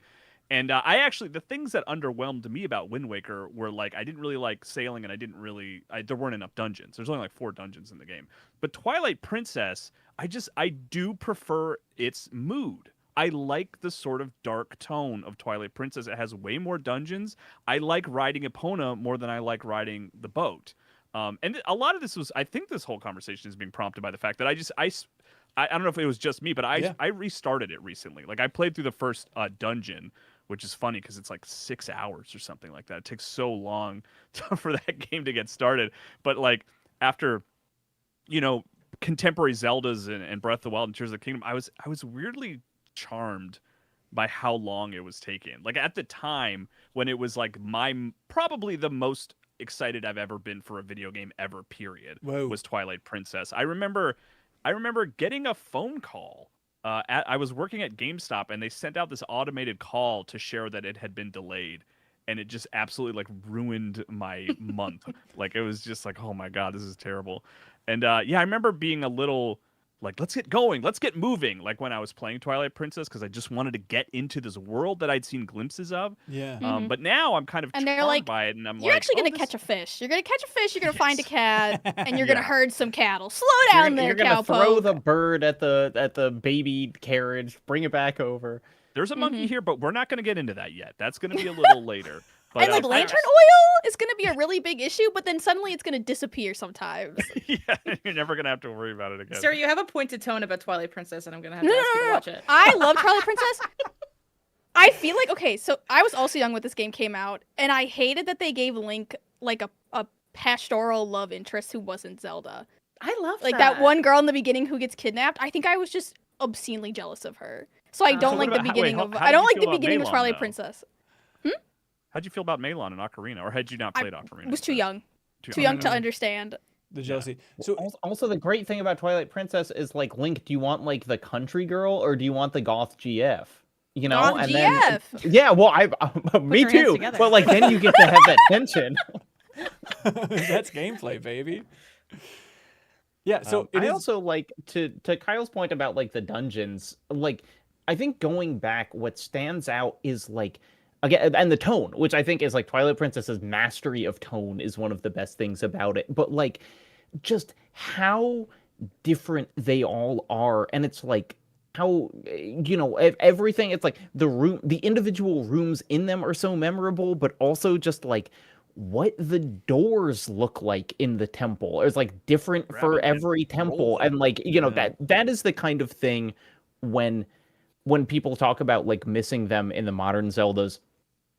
I don't particularly mind that they're like lots of little puzzles, and I think the divine beasts are fun, but it is that like this is going to be completely different than the thing that came before it. And you're going to, this dungeon is going to be scary, and this dungeon is going to be kind of holy feeling. And, it's like that's the kind of thing that makes each of them feel so distinct. I mean, best dungeons, you think, in this series? I know people, despite Skyward Sword being controversial, like I feel like people really go to bat for those dungeons, which I love those dungeons in Skyward Sword. Yeah. I would probably. I mean, yeah. I really remember Twilight. I mean, I remember Ocarina of Time the most, but that was like, that was my 11-year-old game, I guess, right? But I do have like really vivid memories of Twilight Princess, despite being older when I played it, because the dungeons are so. They're weird. Like there's like the Gorons are really scary in one of them, and there's the one that's like a house in the mountains, and it's The like Yeti house. I think for me, I would prop those up as my personal favorite. I think, yeah. I feel like the tools you get are very interesting too in Twilight Princess. Like I think my favorite is like the Beyblade, and I feel like one of my best memories is like the Beyblade boss fight where you're like rail jumping this giant skull that's shooting fire at you. And I still feel like that's one of the coolest Zelda boss fights I've ever done. Was like rail jumping my Beyblade with a giant skull. Like, hello? Did you guys run into when I had the Beyblade and I finished that dungeon? I got out and I was like, "Baby, we got a skateboard. I'm Beyblading everywhere." But it's like that doesn't actually. No, doesn't really no. But the stuff where I think I don't know. I think the Ocarina of Time remake is very that it's just like it's just a Zelda game. They have similar things, but like. When you get the double claw shot, and it's like, oh my god, this completely changes. And then they have a boss that is just like a Shadow of the Colossus dragon that you're like grappling onto these huge tall towers. And that whole dungeon where it's like the weird two-headed chickens like city in the sky that you're running around. It's so it is, I guess it is the edgy tone, but I also feel like it is like more than edgy, I think it's melancholy that the game has and is so, and it's like, even though the wolf sections aren't that fun to play, it's so, like, the world is so interesting that everyone is just like ghosts and kind of like freaked out about what's happening around them, and it's playing the sad music. Oh, baby. Haley, you want to talk about Midna's Lament, the piano song, for like 20 minutes? Because I will. God, it's the best song. It's the best Zelda song ever. Midna gets flashbanged, and then she's like dying on top of you as a wolf, and you got to run across Hyrule Field to get her back to the castle to save her. And just the best piano song in the whole world plays. The only bad thing about that is if you encounter a moblin or whatever, it interrupts the music for you to fight them, and then it keeps going. If they took that out, it would be 1,000 times better. I'll shut up. Is it something like this? I listen to this 12-hour loop with rain as I work all day. Like, literally just that over and over. And it puts you in a good mood? Yeah. Oh, great. I mean, imagine genuinely being worried about your partner and like running through Hyrule at night. Like it's effective, man. Jacob, wasn't it that is stupidly good. I heard it right now for the first time. It's very pretty. Janet, it's also not that hard to learn on piano. It doesn't sound that hard. Yeah, you can. That'll be right next to my Final Fantasy main theme I've been working on for way more longer than I'd want to admit. I can't wait. Jacob, go. Was it not an Ico composer who moved over to Nintendo after Ico? Or Shadow of the Colossus? I don't know. But that would be very cool. I'm gonna look that up because it was someone who was like I mean, Kondo is still, I mean, involved in Nintendo's people, but I remember reading that it was someone pulled from like, yeah, I thought it was Team Ico, but maybe I'm wrong. Maybe I'm making that up. Maybe it just reminded me of Ico so much. Like at the beginning of the game when you're like on the castle rooftops and the music's kind of like digital almost, which is like up yeah, it to has that weird point, like wah.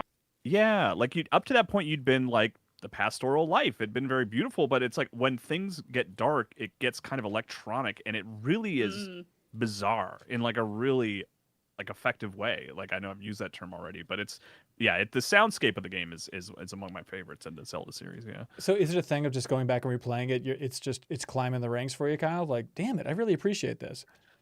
No, it's always been very high for me. It's not like moving up. It's just been like a wonderful reminder of like I really love this particular Zelda game, and like as much as I absolutely adore Breath of the Wild and Tears of the Kingdom, I am kind of ready to be back on rails a little bit with Zelda. You know, like I don't ever want it to go in one direction completely. You know, I want it to always surprise me, and I don't know what I want from Zelda necessarily. You know, it's just a really great game that holds up because it.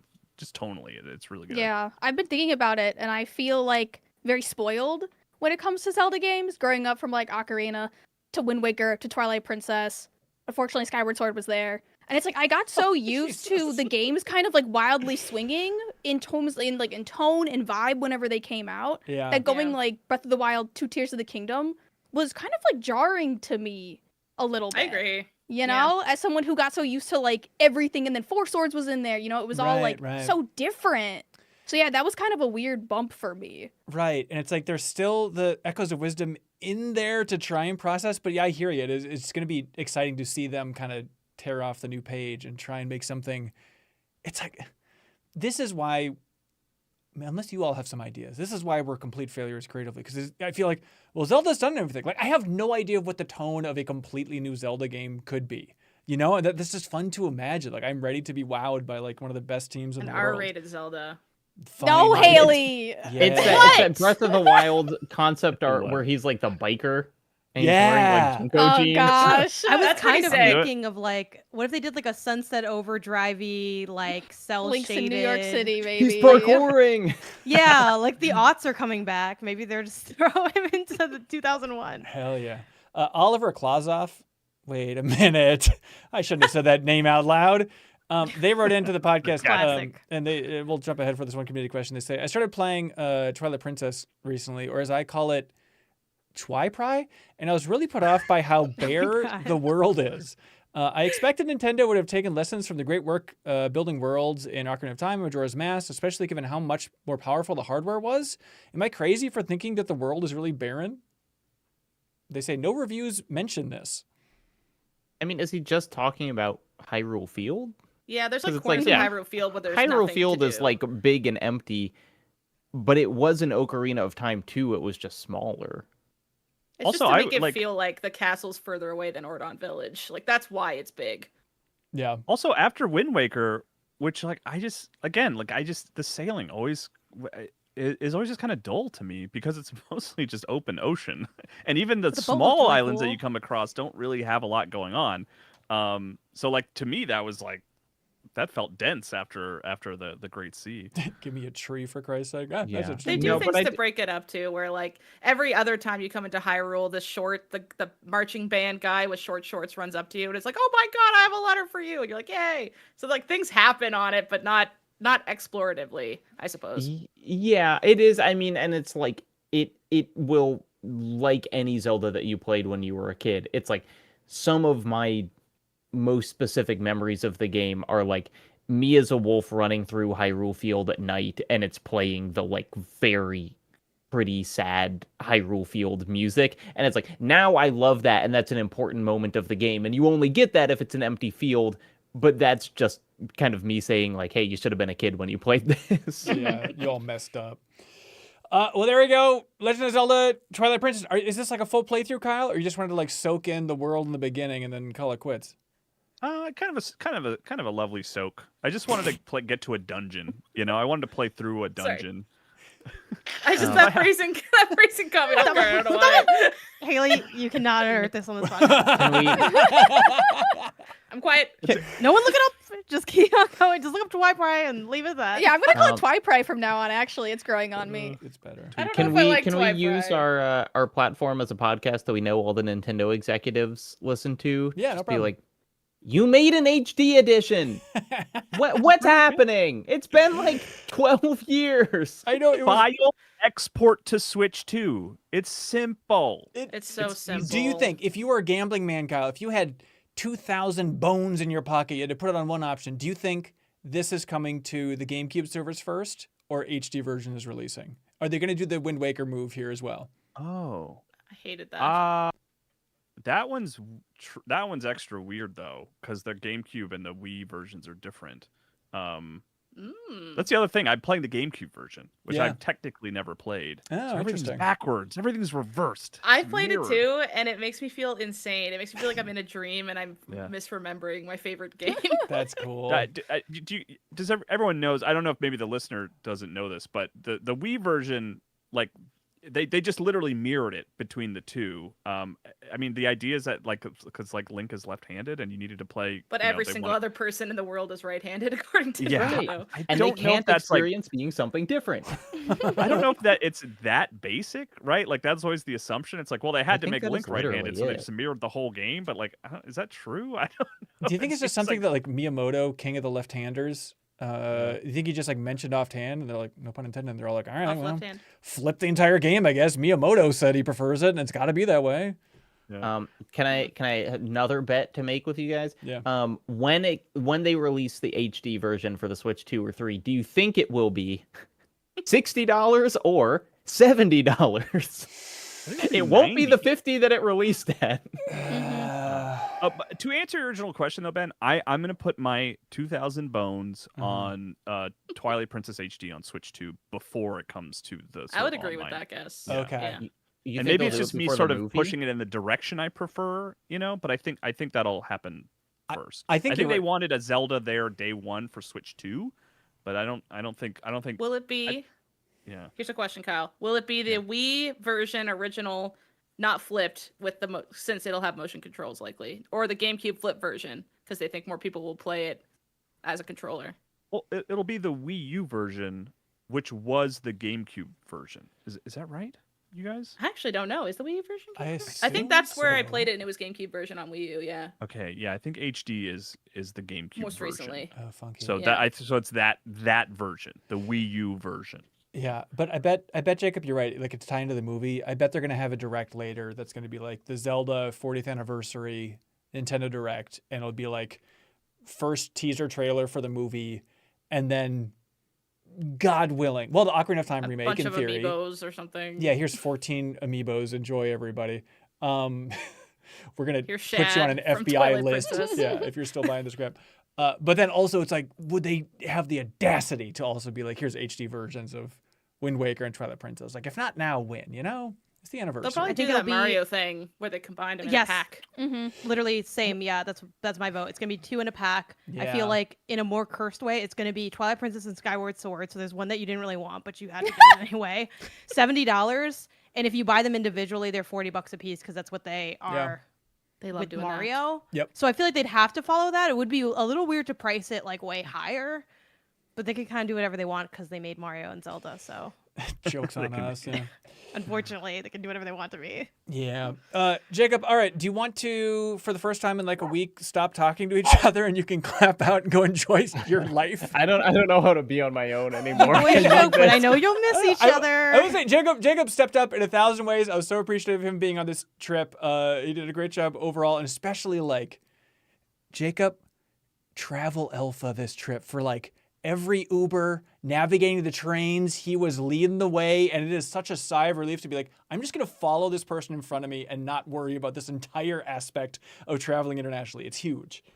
There was one day when we were going to make a train and I said, I want to take the Madrid metro. I think I understand it. It's really cool and easy. And then we did missed the stop and we had to like take an Uber back, but we made the train, so it was all fine. That's right. And as I explained in the travelogue, I am so chill when that type of thing happens because, like, hey, I wasn't stepping up and saying this is the wrong way. I wasn't looking at a map this entire time, so I cannot say a word.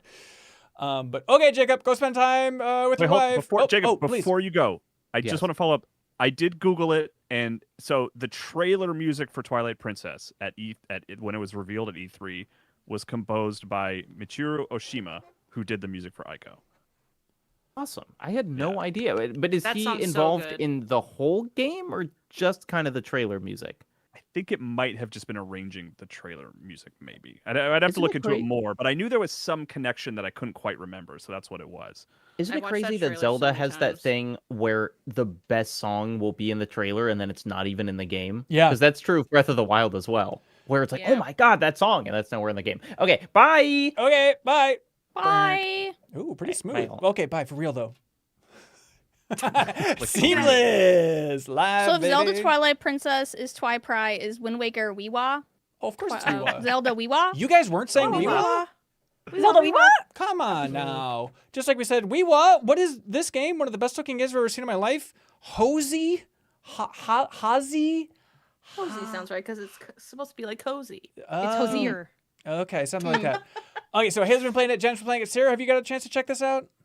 Yeah, I jumped in Sweet. for a little bit. What is it? A little house building game that just looks unbelievable? Oh, it just feels so good to my brain cracks to play this. I love games like this. You clean the floor. There's so much attention to detail in how things get clean that while cleaning it, while I'm completely sedentary, sitting on my butt in a messy apartment, I just feel amazing. Like Wait, when you it wash feels like- the floor, the mop moves like a mop, like it doesn't quite turn the way you want it to turn and stuff like You know that. those Sorry, like Sarah. weird head massagers that are all like wiry? Yeah. And they use them at the mall. It feels like that on my head, like in my brain, whenever I Yeah. play this game. It's basically a like clean up, decorate game where like you're given a room and it's really dirty and you have to like, wipe the floors, pick up the trash, wipe the windows, paint it, decorate it. And then it's basically unpacking where you get a bunch of boxes and then you unpack and you arrange the furniture however you want. Yeah. Oh, that's perfect. So like nice and simple. Like what was that other game we just talked about a couple months ago, Sarah, that you're really into as well?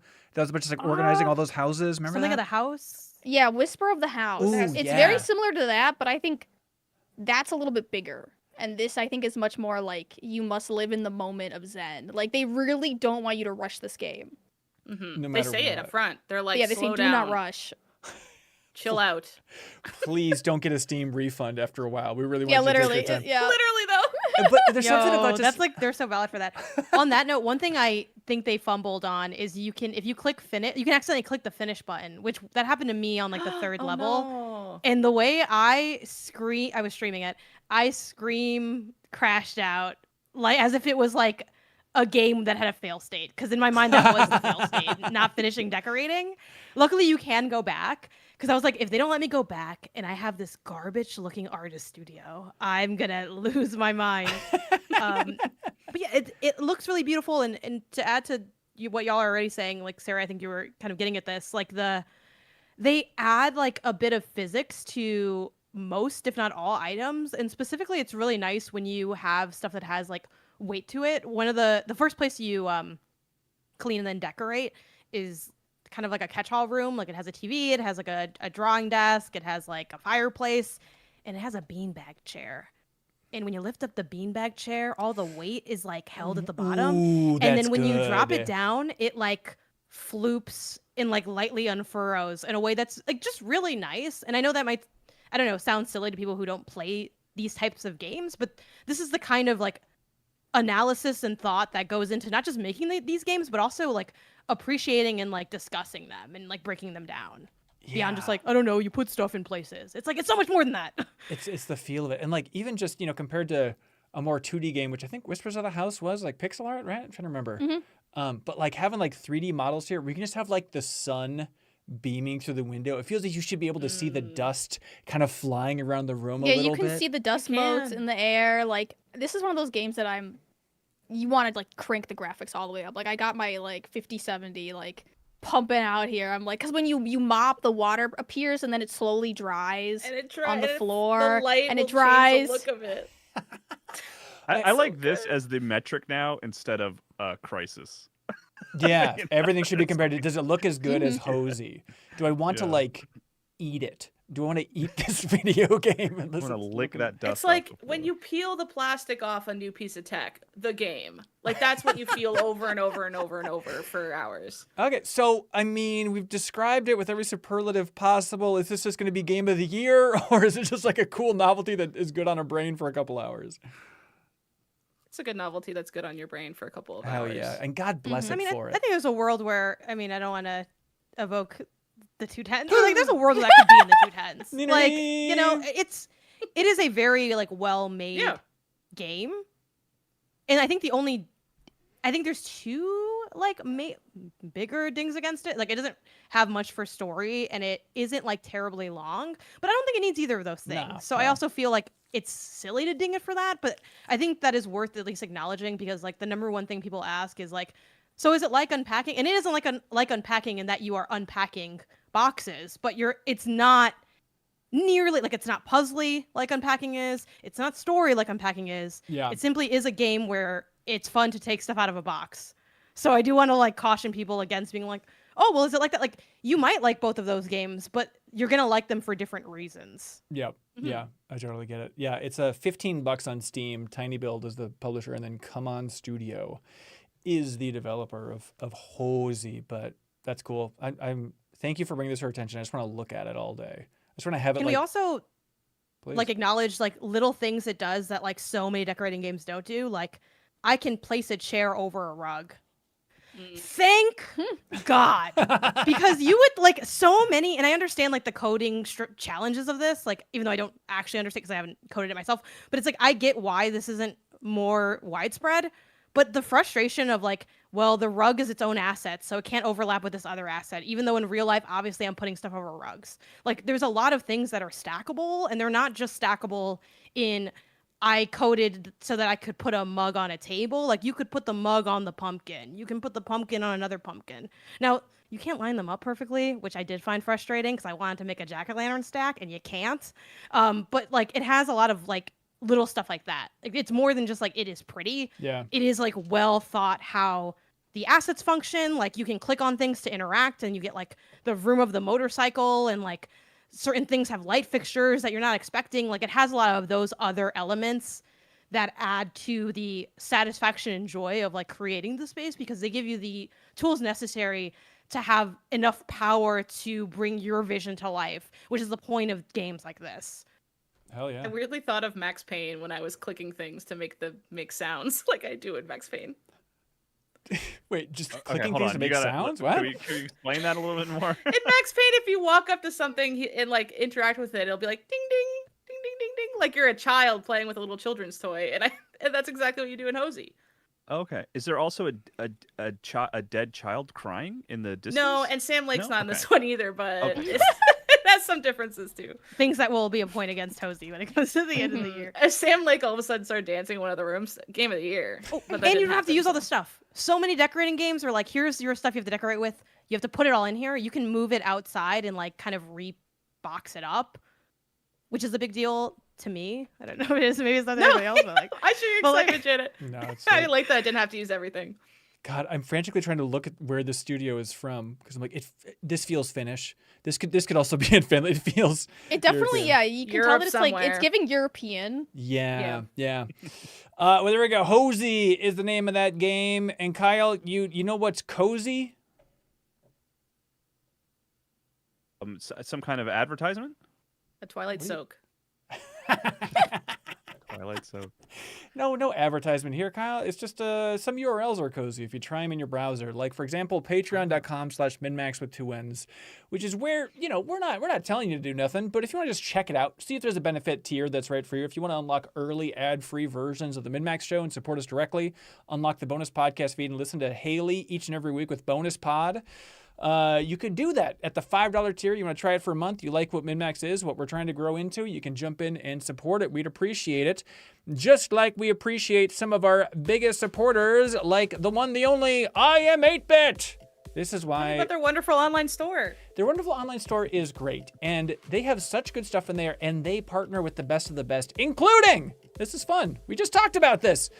You can get the Super Mario Galaxy soundtrack at IM8-Bit in their wonderful online store. You can pre-order it now. The pre-orders close May 4th, but if you want that soundtrack on CD, Great music in that movie. oh my God. Especially some music in particular that I guess is a spoiler that we won't mention, but like hearing that in the theater, I cannot wait to have that vinyl. It's going to be so freaking fun. So get it on a little cassette, whatever you want. You can pre-order it now. It is the highlight of the entire film. So Super Mario Galaxy soundtrack, pre-order it through IM8-Bit. Check out the wonderful online store where they have so many other wonderful things. And you can use the promo code FIREFLOWERS. Very appropriate. FIREFLOWERS, no space, all caps, of course, for 10% off of everything in their online store, not including pre-orders, not including Atlas stuff, everything else, so you can get 10% off if it's under $100. And you should help support IM8-Bit because they support the MinnMax community in a huge way. Some would say a big bad way by shipping a prize each and every week to whoever submits our favorite question over on Patreon. If you support us at any tier on Patreon, you can submit a question. We choose our favorite. This week, that person wins the vinyl soundtrack for Spiral Bound, thanks to IM8-Bit. So here we go. Look alive. We got Elon Zwick writing in. They say, after seeing some reviews, is Pragmata the most dad game ever?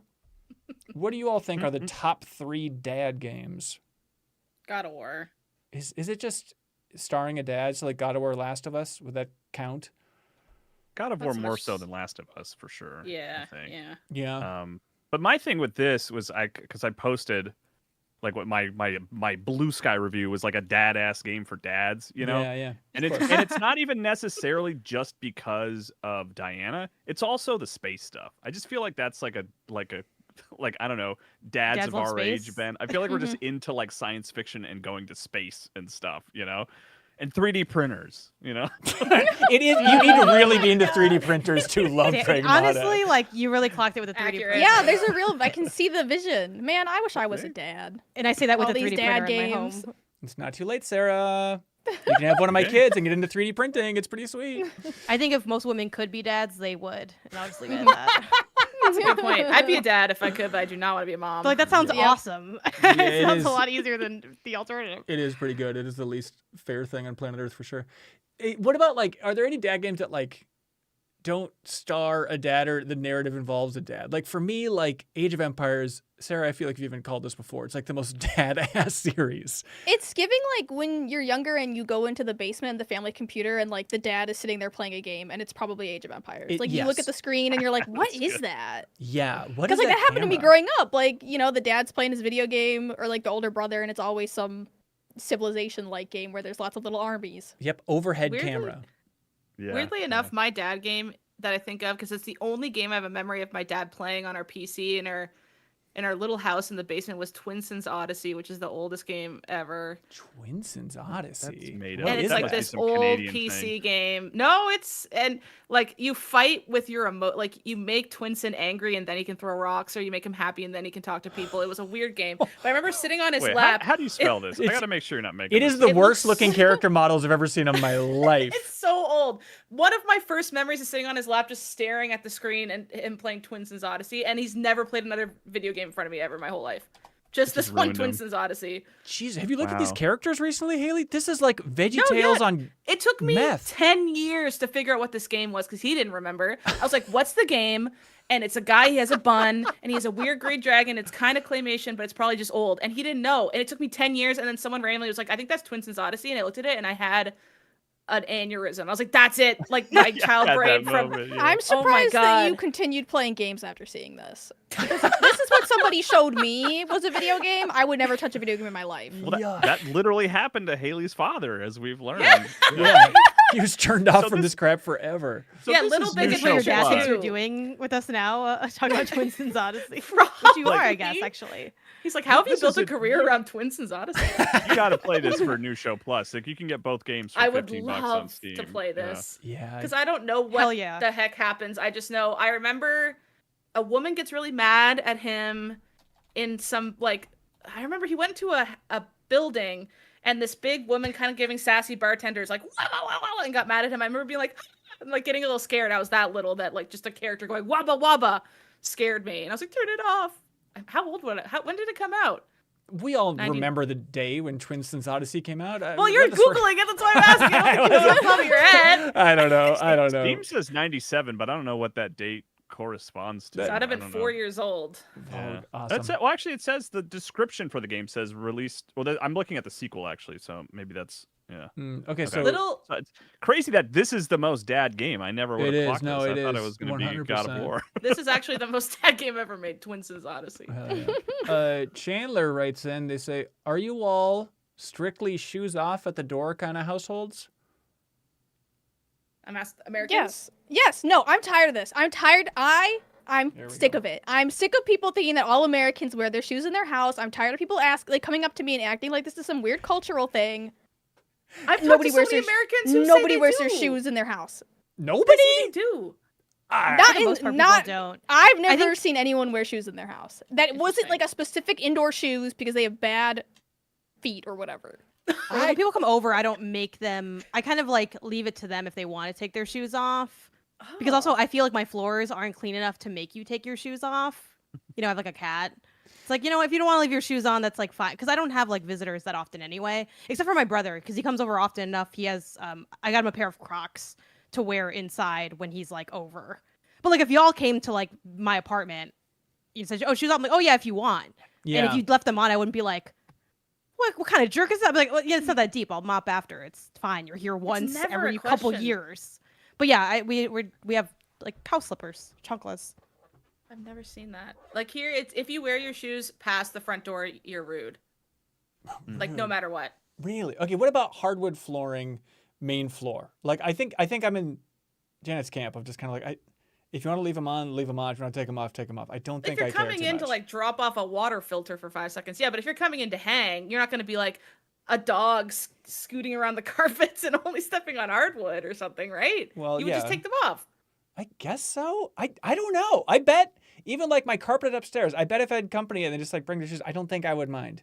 I would feel insane. I would say go back down and take your shoes off. Is it just like Japan, Sarah? This like got baked into your head because No, everyone's we've always been a shoes off household. okay. What are you good. guys, animals? That's what I'm It's just, saying. how messy? Unless it's like a muddy ass day, everyone's shoes are typically fine. You have a scraper. I agree though that the There's reason people think piss Americans and don't take their crap shoes outside. off is because we don't have like when we go to school, we don't take our shoes off at school. Yeah, right. And that's the take my reason shoes people off think at Americans school. just don't take their shoes off because like in like right like Sarah like in Japan like there's like school you have like your shoes Yeah, for, like, you inside have school shoes. the school that you shoes. wear. We don't That's have cute. school shoes. So thus like part of the world said, "Oh, so you guys just don't take your shoes off inside." And it's like inside is only inside when it's my home. Inside the school, that's outside to us. And I don't think I could have been any clearer. No, you did not stutter. We understand exactly what you're saying. I don't weird. Like, when I go to take off my school, I'm shoes at outside. school. Yeah, Yeah, I right. don't take off my. But homes are and like schools are made with no carpet in them to account for that because it would suck to have kids trampling around with their shoes in school. But then at home, well, past the 90s, I'm sure, and then before that, you had carpet everywhere. But like, school is not your house where you live and are naked walking around and could get sick. What kind of cesspool you living up I there said in that Canada? weird. Where you think Sorry. you think you're just walking through pee-pee and poo-poo on your way into every house? Like feet are. If you walk across the grass, you stepped probably on a little bit of dog pee, guaranteed. As a dog owner, my dog pees all over the place. I can't see the pee. You get a little mat Yeah. for scraping. You give a nice couple scrapes right when you walk inside. You wipe your butt. If on you it, and have then you pee go on in. your hand, if you Wait, have pee hold on on. your So Ben, hand, but Ben, you would don't wear you your rub shoes in it your against house, do you? something and then touch your baby? Would you rub it against your mat on the ground? How and dare then you bring my be fine baby with- girl into this? That's because the stakes is a little the baby stakes. girl getting sick if we have our shoes on. Well, what are you gonna do? I make my baby wear shoes all the time in the house. Well, that's just cute. Yeah, it's That's just cute. adorable. Cass Wilkinson Seldania writes in, they say, the announcement of Sunset Visitors' new CAPTCHA-powered game, Prove You're Human, inspired me to replay 1,000 Times Resist. It's taken me many years to discover the joy in returning to media. For me, it's usually the second play or watch or read that means the most to me. Sure enough, I'm out here crying even more at this dang beautiful game. So for the group, do you replay games? What have you learned about yourself as a replayer of games? Yeah, we should mention it. I forget if we mentioned it in last week's episode, but there was the Triple I Initiative Showcase last week, which was an awesome was great. showcase of indie games. And we did a reaction stream if you want to check that out on YouTube. But the next game from the developers of 1000 Times Resist was revealed. It's called Prove You're Human, which looks awesome. And then when they start introducing some full motion video stuff, it went from like, looks great to like, oh, okay, if that's the double layer here, is we're also working with real live video even more than they did in 1000 Times Resist. I can't wait. But yeah, also Haley is involved in those games. Full disclosure. I'm Sunset's lawyer, so I don't do anything to make the game. I just help them sign paperwork. That's all. Gotcha. Sign paperwork. But in terms of replaying games, I mean, Kyle, with Twilight Princess, you kind of already hit that. Yeah. I mean, I replay the beginnings of a lot of games, I find. I do like to kind of like... I was thinking about this the other day, because the Halo Master Chief Collection had a system in it, I guess you could say, or like an option in it where you could just like... It would put together like playlists of like random levels for you. That's so cool. I wish like more like remasters like did that, in the sense where it's like, why don't you want to just jump into the last third of the game? Like, yeah, here's a save. Like, go for it. Like because like even Twilight Princess would have been a great, like revisiting it recently, it would have been awesome to be like, yeah, let me go to like the third dungeon. Like, that'd be fun. But I do find myself, I'll replay Zelda weirdly. Like when Minish Cap came to Switch, I was like, oh, let me boot up Minish Cap, and I played through the whole thing, But I mean, it's pretty rare that I intentionally sit down and replay a full game, just for fun. Yeah. What about you guys? I feel like I need like a certain amount of time to lapse, and I feel like I only really replay games that I played in my youth, right? So it's like I replayed like Bot and Kaitos recently, because as an adult I understand those mechanics so much better than I did when I was a child. Like a lot of JRPGs, like I redo and I'm like, oh, okay, this is how this was supposed to work on like the 10th tutorial. When like I finally works. when the things actually click in my brain. Other than that, I only replay if I'm playing with like a mod or something. Like I recently did like Elden Ring multiplayer. Cool. I've replayed Elden Ring only twice. One for the DLC. Like if a DLC's coming out, I might replay a game to like prepare for the DLC. Or if there's like a mod that I'm really interested in, I'll use it as like an excuse to replay the game. Yeah. How was the multiplayer experience for all of Elden Ring? For Elden Ring? Yeah. I think it was really good. I think it's it's really well done where like you don't you each can die separately and like revive, and then it kind of like debuffs you until you sit at a bonfire. Not as buggy as I thought it was going to be. Boss fights are obviously easier with two people, but I think they did an okay job. Like they think they scaled the health on some bosses and stuff. So it was nice because you can, play other builds and stuff. Yeah. I replay a ton of stuff. Less so since I joined MinnMax, like now that I'm trying to play new hotness to be helpful on the podcast. But nowadays it's mostly just games I played when I was a kid. But I used to replay other games all the time. Recently I replayed. Yeah, I was gonna bring up. I mean, you played Herb Sims in the City on Game Boy Advance. Like, that's lunacy. I'm having a really good cathartic experience with. I'm saving it for a future thing, but the AON Thor is great for this. Of just like playing games when I was a kid and I couldn't beat them because I was a dumb kid, and coming back, like Sarah was saying, with my frontal lobe developed and being like, this is so easy, oh my god. But having the nostalgia and actually being able to beat them. So I beat him, Taro's him Heartbreak. I never beat that as a kid. I couldn't get in the castle. It felt insane. And then when I played it, I just had to talk to one hamster and he let me in. Oh, you cryptic sphinx! How do I get in here? I was like, let me in! Taro. This hamster was like, if you go this way, you'll get in. And I was like, damn it. Like, where were you? He probably told me that. And then Herb Sims in the City, I beat, and it was so easy, but it was just like so nostalgic. My sister and I played that in the DS like crazy. And I beat Daddy Big Bucks, and that felt great. And then I'm replaying all the Pokemon because it's the 30th anniversary. But that's just kind of like a, those are easy to replay, the old like Game Boy Advance ones and Game Boy Color ones. Well, you sold me on that too, and like we're gonna be talking about the Thor in a future episode here. But like you're talking about like playing those old Pokemon games where you can fast forward with this thing. It's like, oh my god! I finally caught a Chansey in Fire Red thanks to that, because Chansey has like a 4% spawn in the Safari Zone, and then she has like a 58% chance to flee. And as a kid, I went insane trying to get her. I probably wouldn't have even used her on my team, and I finally caught her because I was just speed hacking and running back and forth until I got her. I think if you as a kid, just like some Lovecraftian horror, like, Chansey, what have you done? Well, she shows up, and you're supposed to throw food at her, so she goes num num. But half the time you throw food, she just runs, and the other half you throw food, you throw the ball 8 times, and then she leaves anyways. It's insane. It's so hard to catch. That's why she's called Chansey. It's because it's a chance to catch her. Yo, wait. Whoa, That's why. No. Well, they say that in the on. game. They go, it's always a chance. See, so like some guy says who has one or something, and I was like, that's Damn, girl, why you're reading in those games? I'm kind of just glancing over the words. I'm just, I'm like, if it's important, they'll tell me I get it. They'll make that word a different color. They know. Yeah, exactly. But it's funny because like that's how Pokemon is though. Like I started replaying. Didn't get very far because I'm like I don't feel like putting on all the work. Like Leaf Green because they came out on the eShop. So I replay when Nintendo usually presents me a reason to replay through their remasters or whatever. Mm-hmm. And then same as y'all, like heavily childhood. Like I don't replay a lot of games, but the games I replay like a lot-ish. Like Jak and Daxter, I've replayed a bunch. Yeah. A lot of times just the beginning, just to taste it, fight the depression off a little bit, keep add another day to the counter, like, but sometimes I will go like full through it.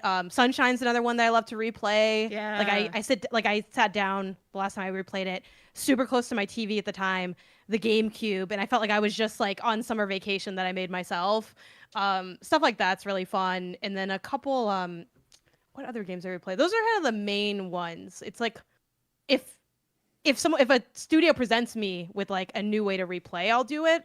But I'm not doing a lot of, I played this game as a kid, I'm gonna replay it. Except for like my super favorites, like Mario 64, Yoshi's Island. Yeah, it's like a lot of Mario Mega Man crap. X for me. I still probably play through Mega Man X. Like once a year, just on some random platform, whatever I happen to have in front of me. Sorry, chat's lighting up. Kyle saying, "Stop talking about Mega Man X. It's a bad game." And I heard it's like one of the 25 games you should play. Actually, interesting. I don't know if I heard that. I guess like the game I've replayed more than any other in my life is Sunset Riders on the arcade. Like average since age 7, I would say I've averaged beating that game at least twice per year.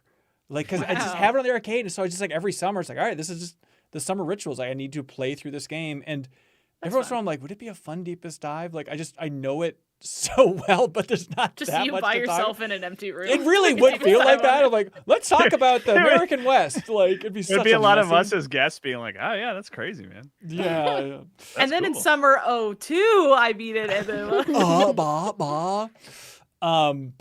no, I am with you where it feels like there's like a part of my childhood that's flawed because of those games that I got stuck in. Thinking about like, there was a puzzle in Garfield Caught in the Act on Game Gear that was about like moving totem poles that I was like, well, this is impossible. Like no human being can get past this. And I want to know as an adult, could I do it? Can we do that for New Show God, Plus? yeah. It would be hard to recreate the exact moments, but just like everyone picked their game that they were too dumb to play as a kid, and then you just kind of play it. That was me in Dark Cloud, a game that I got for no reason. I think my mom just randomly bought it for me. Not something she would normally do. I don't really know how we had this. And me and my brother, who like Edwin, I'm going to expose you here because you're 6 years older than me. Like we got really stuck in like the first thing you have to do. Like it was just go through a door, and I just didn't know. Like I think we just hadn't. Did you talk to the never hamster? Really... That seems crucial. I tried everything but talk to the hamster. Kyle. It was one of those things where like when you played a genre outside of your wheelhouse as a kid, it was like it made no sense. Like the reason I didn't get stuck in a lot of games as a kid is because my games were like easy peasy platformers. It's like I don't know, you just go, you get the thing. I was like, oh wait, there's a door. I'm like, I don't know that I can interact with this. Yeah. But it was easy if you grew up on, you know what I mean? So it's like, that was so confusing. I played it as an adult and I'm like, I didn't know to open the door. What am I an idiot? So like, Dark Cloud is at the time it was weird. Inconceivable. Because it's all like town building and stuff too. So you have to like place the town and then talk to people in the town. So like, I totally get being stuck. Like, what do I have to do? We just never went back. But sometimes you're like, am I dumb or was the game poorly made? Because I do feel like a lot of those games I played as a kid were like slop games for kids. Yeah. And they're always like, it's for kids. Yeah. Like they didn't really have like a defined gaming for kids back then. I feel like it was just kind of like, I don't know, just feed them slop. It doesn't matter. Like it breaks after 3 hours, but you know, no, they won't notice. Now it's kind of like that Bluey game got dragged for like having a lot of mess in it as well. So. Sometimes I find that kids games are deceptively difficult. Yes. Because they're not designed well. Because people are like, shrug, it's for kids. Yeah. They're like, who cares? You were never going to beat it anyway. And I was like, you don't know that. Yeah. If you gave me a good game, I could have beaten that. Exactly. Okay, no one be scared. Haley, don't be scared. But somebody wrote in named Bad Monster Man. Oh my god. It's okay. It's okay. Oh my God. It's okay. It's just a name. So Bad Monster Man I'm writes in. interested. They said, can't believe it's Minos week. And we don't have Jeffem to give us his tasty insight. Oh, he was here. He just left, Bad Monster Man. It's okay. They say, howdy, y'all. I would like to ask, what is the most rewarding or sweetest moment you've had from fans at a meetup, convention, or just being out in the town? You know when you're out in the town and swarmed by adoring fans? In Dark Cloud, yeah. Yeah, in Dark Cloud, Not hell with yeah. adore. Build it and let them worship you. Yeah, I mean, it's nice just having the Spanish meetup where it feels so much more internationally. I guess if it's just been Brazil and now Spain, but like it is so sweet to know that like, oh, there's an international audience. And there was one person there. Well, first of all, the Pew Pew Bang stickers that we had on the table, they went fast. They were like hotcakes. Hell Everybody, yeah. Oh, yay! including like there was another art event in the space we were at, and it had like a more senior crowd.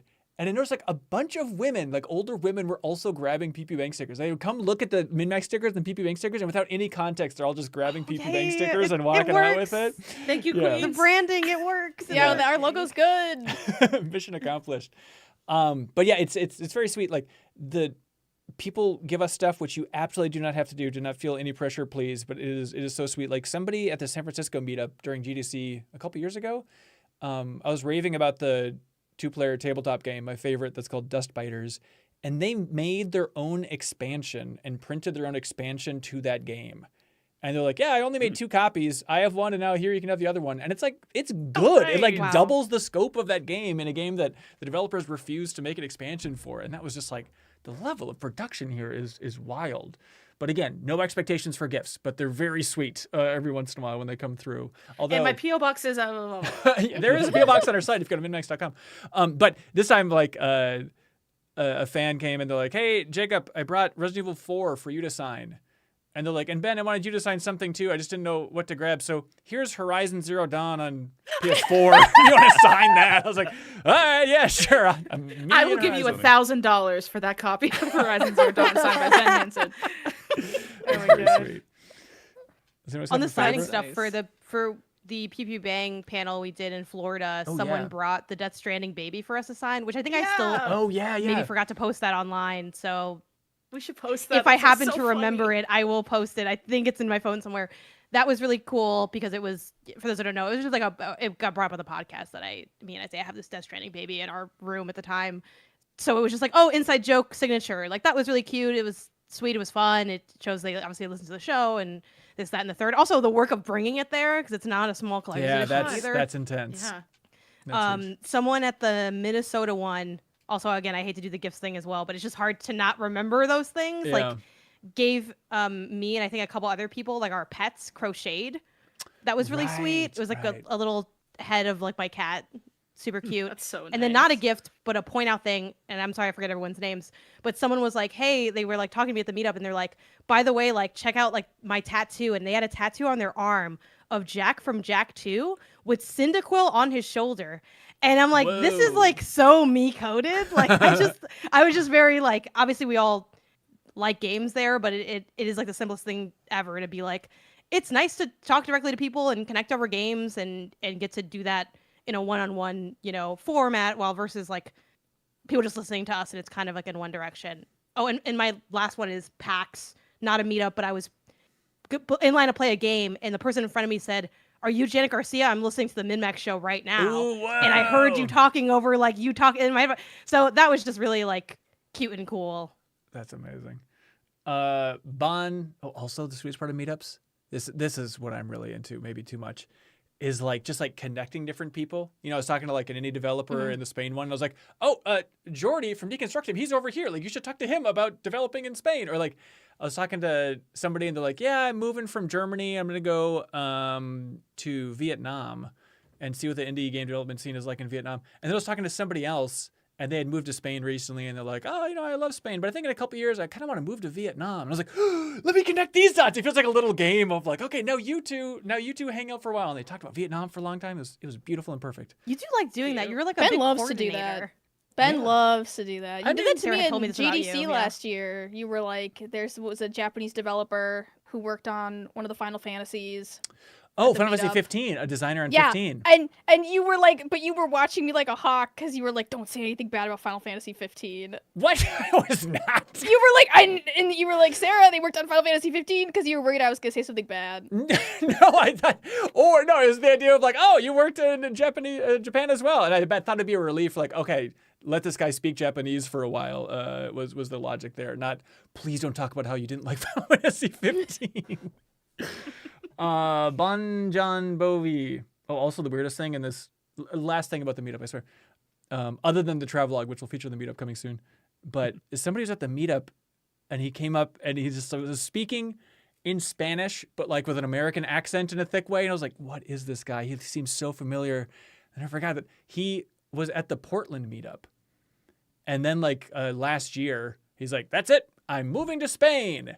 And then he's like, it's the weirdest thing then that we have like a meetup in Spain. So he like came That's to so both and he's like a funny. nice guy. I was like, what are the odds? Oh my God, you're following him. Yeah, I think He's we're like kind freaky. of following him. We're obsessed with him. Bon John Bovi writes in, they say, not sure why Shenmue's on the discussion lineup this week. Oh, you'll find out.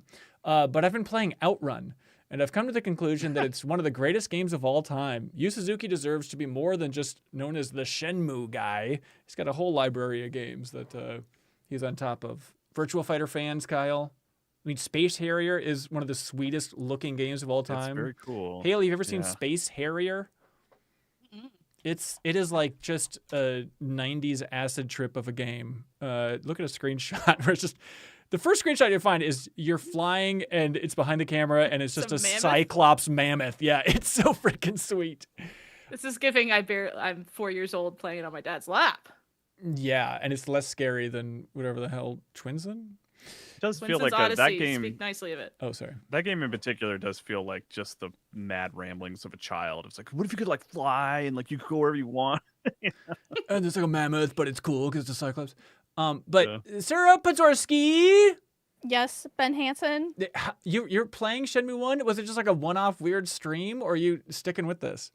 Well, it was supposed to be an April Fool's joke Of course. because I have played all the Yakuza games, and everyone's like, "Oh, well, when are you gonna play Shenmue? Like, you know, the predecessor of the Yakuza games. Like everything you love in Yakuza is in Shenmue." And I was like, I looked at it and I was like, I don't want to play that. I don't want to play that. And I said that for like 5 years, and then somebody gifted it to me on Steam. I got a random email when it was on sale, and it was like, so and so gifted this to you, and I was like, well, you know, I have it, and it's April Fool's, so I'll just play it once. And tell me, and then I was like, oh, haha, and then tell me why.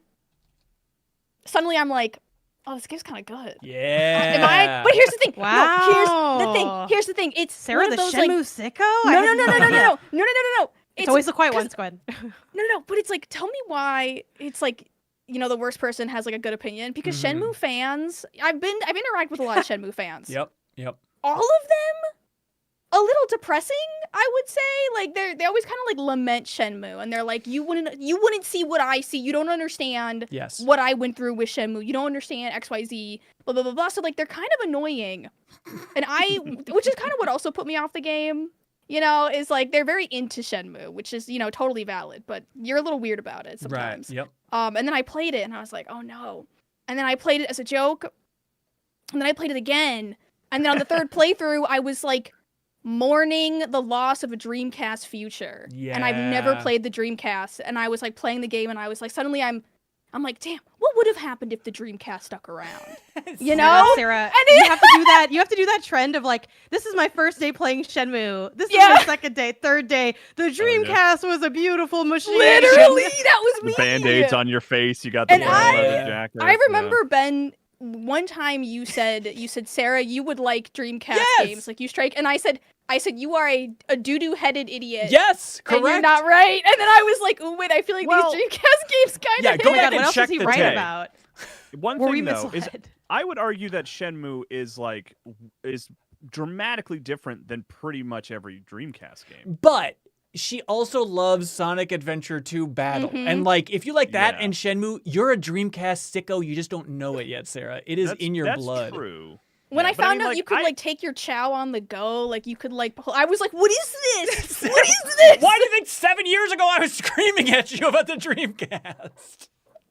But I don't know if there's a lot of other examples, because it's a lot. I think of it as Crazy Taxi and Jet Set Radio Future, where it's like very arcadey, like games that were the thing about the Dreamcast was like these were like arcade games that you could play at home that looked pretty good. You know? Right. Shenmue, and then Sonic is kind of its own thing, and then Shenmue was like continues to be like unlike anything else, like period. Yeah. So I think you might just be like a Shenmue and Sonic fan. Don't limit it, Kyle. But Don't who limit knows our what the horizons. future could have held I That's know. true. if the Dreamcast was still with us. Imagine if there was like Yeah. a Shenmue 3. Can you imagine how wild that'd be? No. So what is it that's appealing? Just kind of like the slow pace of life stuff? Yeah, I love. I'm in this big era of like playing these old games. Like I'm playing Chrono Trigger, I'm playing Shenmue, of like playing old games that just had a solid vision over whatever is going on in the industry Hell today, yeah. which I find very depressing with like these big like AAA games. So it's like I'm kind of going back to like what was it like when one person just had a really solid vision and no CEO stepped in and tried to tell them what to do. Right. Kind of vibe Yep. is like what I would say. And oh my god, Shenmue, if you told me it was like an indie game today, I'd be like, what a darling. Right. What an amazing indie experience that we could have I love today. the 'Cause way it you looks said, "Oh my God, Shenmue." Shenmue. Shenmue.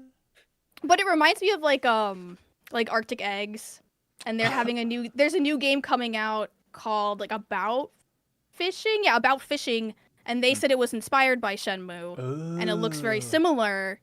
So like if Shenmue came out as like an indie game today, I'd be like it'd be on my GOTY list, honestly.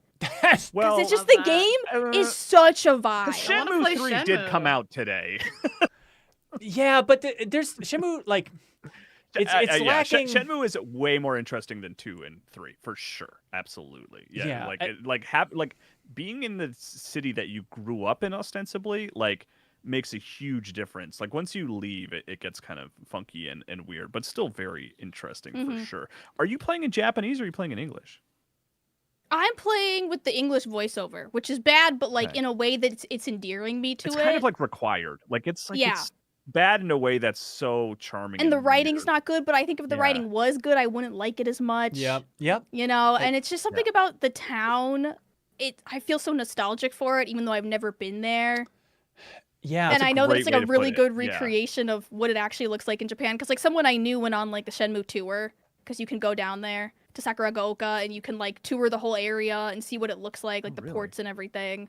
Yeah. But yeah, That's wow. really cool. There's But something. yeah, because you have to explore the town so specifically every day, you learn it and you do get endeared to it so specifically. Like even more so than like, oh, I love the second level of Pragmata. I think it's really well designed. Like the Shenmue is like it feels lived in a way that like not. I mean, it truly is like hard to compare it to anything else because it's like there are the GTAs of the world that like and Yakuza even that feel realistic and like look right, but like Shenmue has a grime to it or something that like makes it feel like people actually live there, and it's weird. It's very strange. Yeah, and it has so much like what I would consider like unnecessary, like the ability to pick up every single painting on the wall in your house and turn on Yes. every light switch, Yes. open every drawer and there's nothing in Yes. it. And it's just like, what are we doing? And yeah, you can see like, you know, the Yakuza, what came out of it, like the arcades there, and you can play all the arcade games. You go to the kombini, you can like pick stuff off the kombini shelves. Like I'm just like, I don't want to be a sicko. I don't want to be a Shenmue sicko. I'm not like you. I'm hot Welcome. and different. Have you? She finally says it. Just out with I it. knew it. Have you gotten to the point where you have like a day job and stuff? Like, are you driving? The No, forklift? Are I you that far? literally just got to the port, Okay. and I need money because it costs money to get on the bus, and the bus She's gonna only love comes that every 30 forklift. minutes, and I'm at the forklift part. Got it. Is Oh, it real perfect. time I need my 30 day job. minutes? No, Oh, but sometimes that'd you be literally sick. do have to wait around Oh, yeah. because you're waiting for the clock. So I like that though. it's annoying, but like sometimes it's like in That's today's day and charming. age, it's charming. yeah. Yeah. It's like Am I playing Shenmue tonight? What's going on? I did not anticipate The game this. kind of plays like a bus, like you're driving a bus with the controls, and Yeah. they don't tell that's you good. that you have to like hold a trigger down to look at things individually to interact with them. Okay. Yeah. There's And a then, lot to do you learn. think I always felt like maybe it's 3 is reflecting on me, like with the frustrations with 3, but I feel like the combat is like too hard. The combat it's is like- a little. because it's it plays like a fighting game with like you need the Yeah. combos and stuff. But they don't put the combos on the screen when you're fighting or what the buttons do, because that would be on your little Dreamcast controller if I had one, which I don't. Yeah. And then you have to like Um, train like in yeah, the... you have to train up your Yeah, I'm trying to moves. remember I mean, now. Okay. my thing is like if it gets to a point where it's too hard, I will just like install a mod, which I'm sure exists to like, you know, give him a gun or something. Right.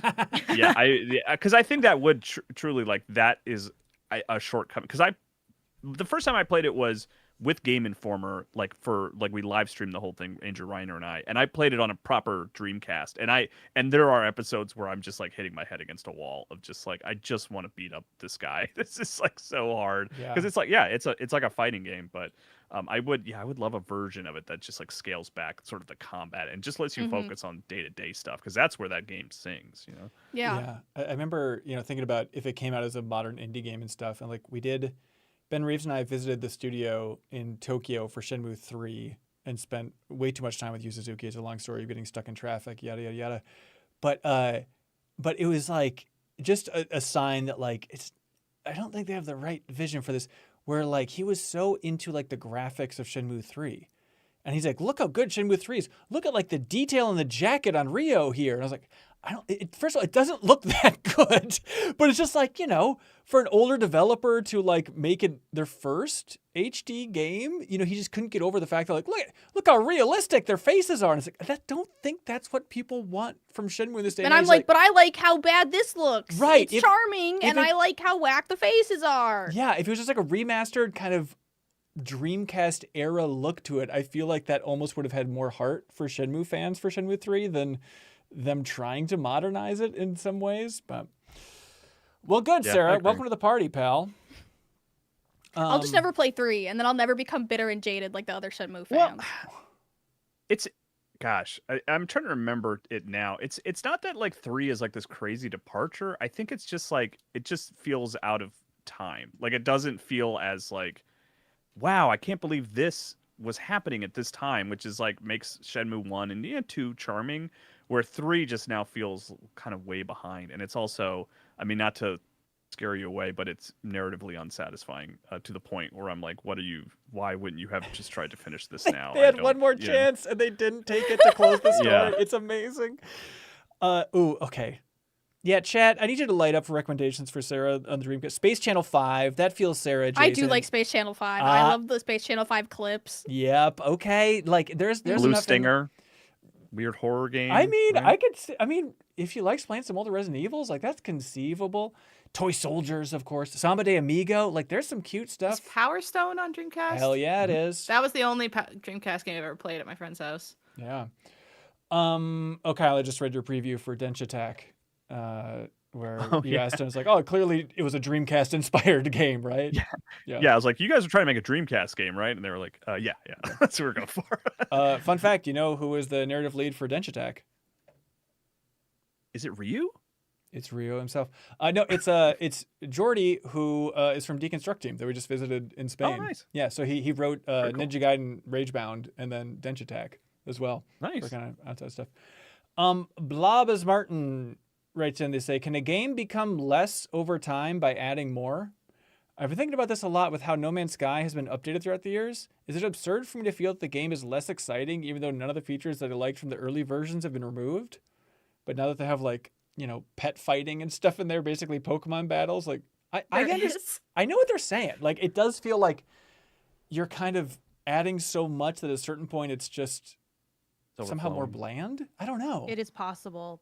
Though I don't have another example. I don't know if anyone else Fortnite? does, but I definitely agree that it's possible where I've been playing games and been like, now they're doing too much. Like I liked what you had kind of before, but it's hard to have like lists for every conceivable question that can be asked. So like the No Man's Sky is a great example though. I've heard that from a couple of people that they were like, I liked it. Is it Jeff here that's like that? There's someone here that has that take also. He's into it. But that okay, take? good. I'm gonna pass know. Jeff from trivia. Great. Yeah. No, it's just that's his take. He's not here to explain further. Haley mentioned Fortnite, which I think is an interesting one because the version of that Fortnite today is like doesn't even bear a resemblance to their original idea at this point, really. Like it was like a tower defense like builder shooter. I bought that too, like an idiot. Did you buy like the? Cool. Remember when the physical version of Fortnite was released and Gearbox published it? That's I still didn't buy the weirdest physical thing. version, but I remember ordering Thai food and buying Fortnite, the PvE game, and playing it that night. And you were Like living. Did you like Idiot. it? I bet you liked Yeah, because it had that really thick girl character who was awesome, and I played her, and she's like barely in the game now as a skin. It's messed up. What are they doing? I do have a founder's, what do they call the thing you fly down in? And I don't Glider? know if it Glider? glider. I have a founder's glider. I don't know if that's like a huge flex or not. I haven't looked into it, but Ooh. I still wear it and hope that somebody on a stream with 80,000 people watching goes, a founder's glider. I hope that's happened once. A hero. By the way, Can I'm a you real even fan. can you even play the original game, that campaign? don't Like, think is that so. even a They Disney No, they made it- recently did something with it, right? yeah, they recently made it free, where I guess you had to pay to play it before, which seems insane. But they made I it need a like, refund then. free. I for demand a refund. Yeah, you should be pissed. That's it, Tim Sweeney. I've had enough of you. But everyone delete your comment, by the way. I said Toy Soldier. I meant Toy Commander. I meant Toy Commander on the Dreamcast. No, right? Stand Tim back. Cobbs Fake fan. He's a Stand fake Ben Hansen, back. fake Dreamcast fan. Don't Fake gamer unsubscribe. girl. Sarah. No, come on, guys. Don't unsubscribe. Derek writes in. They say, this question is for Haley. Hi. When a big IP enters the public domain, why don't we usually see an influx of games or other media that make use of it shortly after? In other words, where's my Winnie the Pooh roguelike?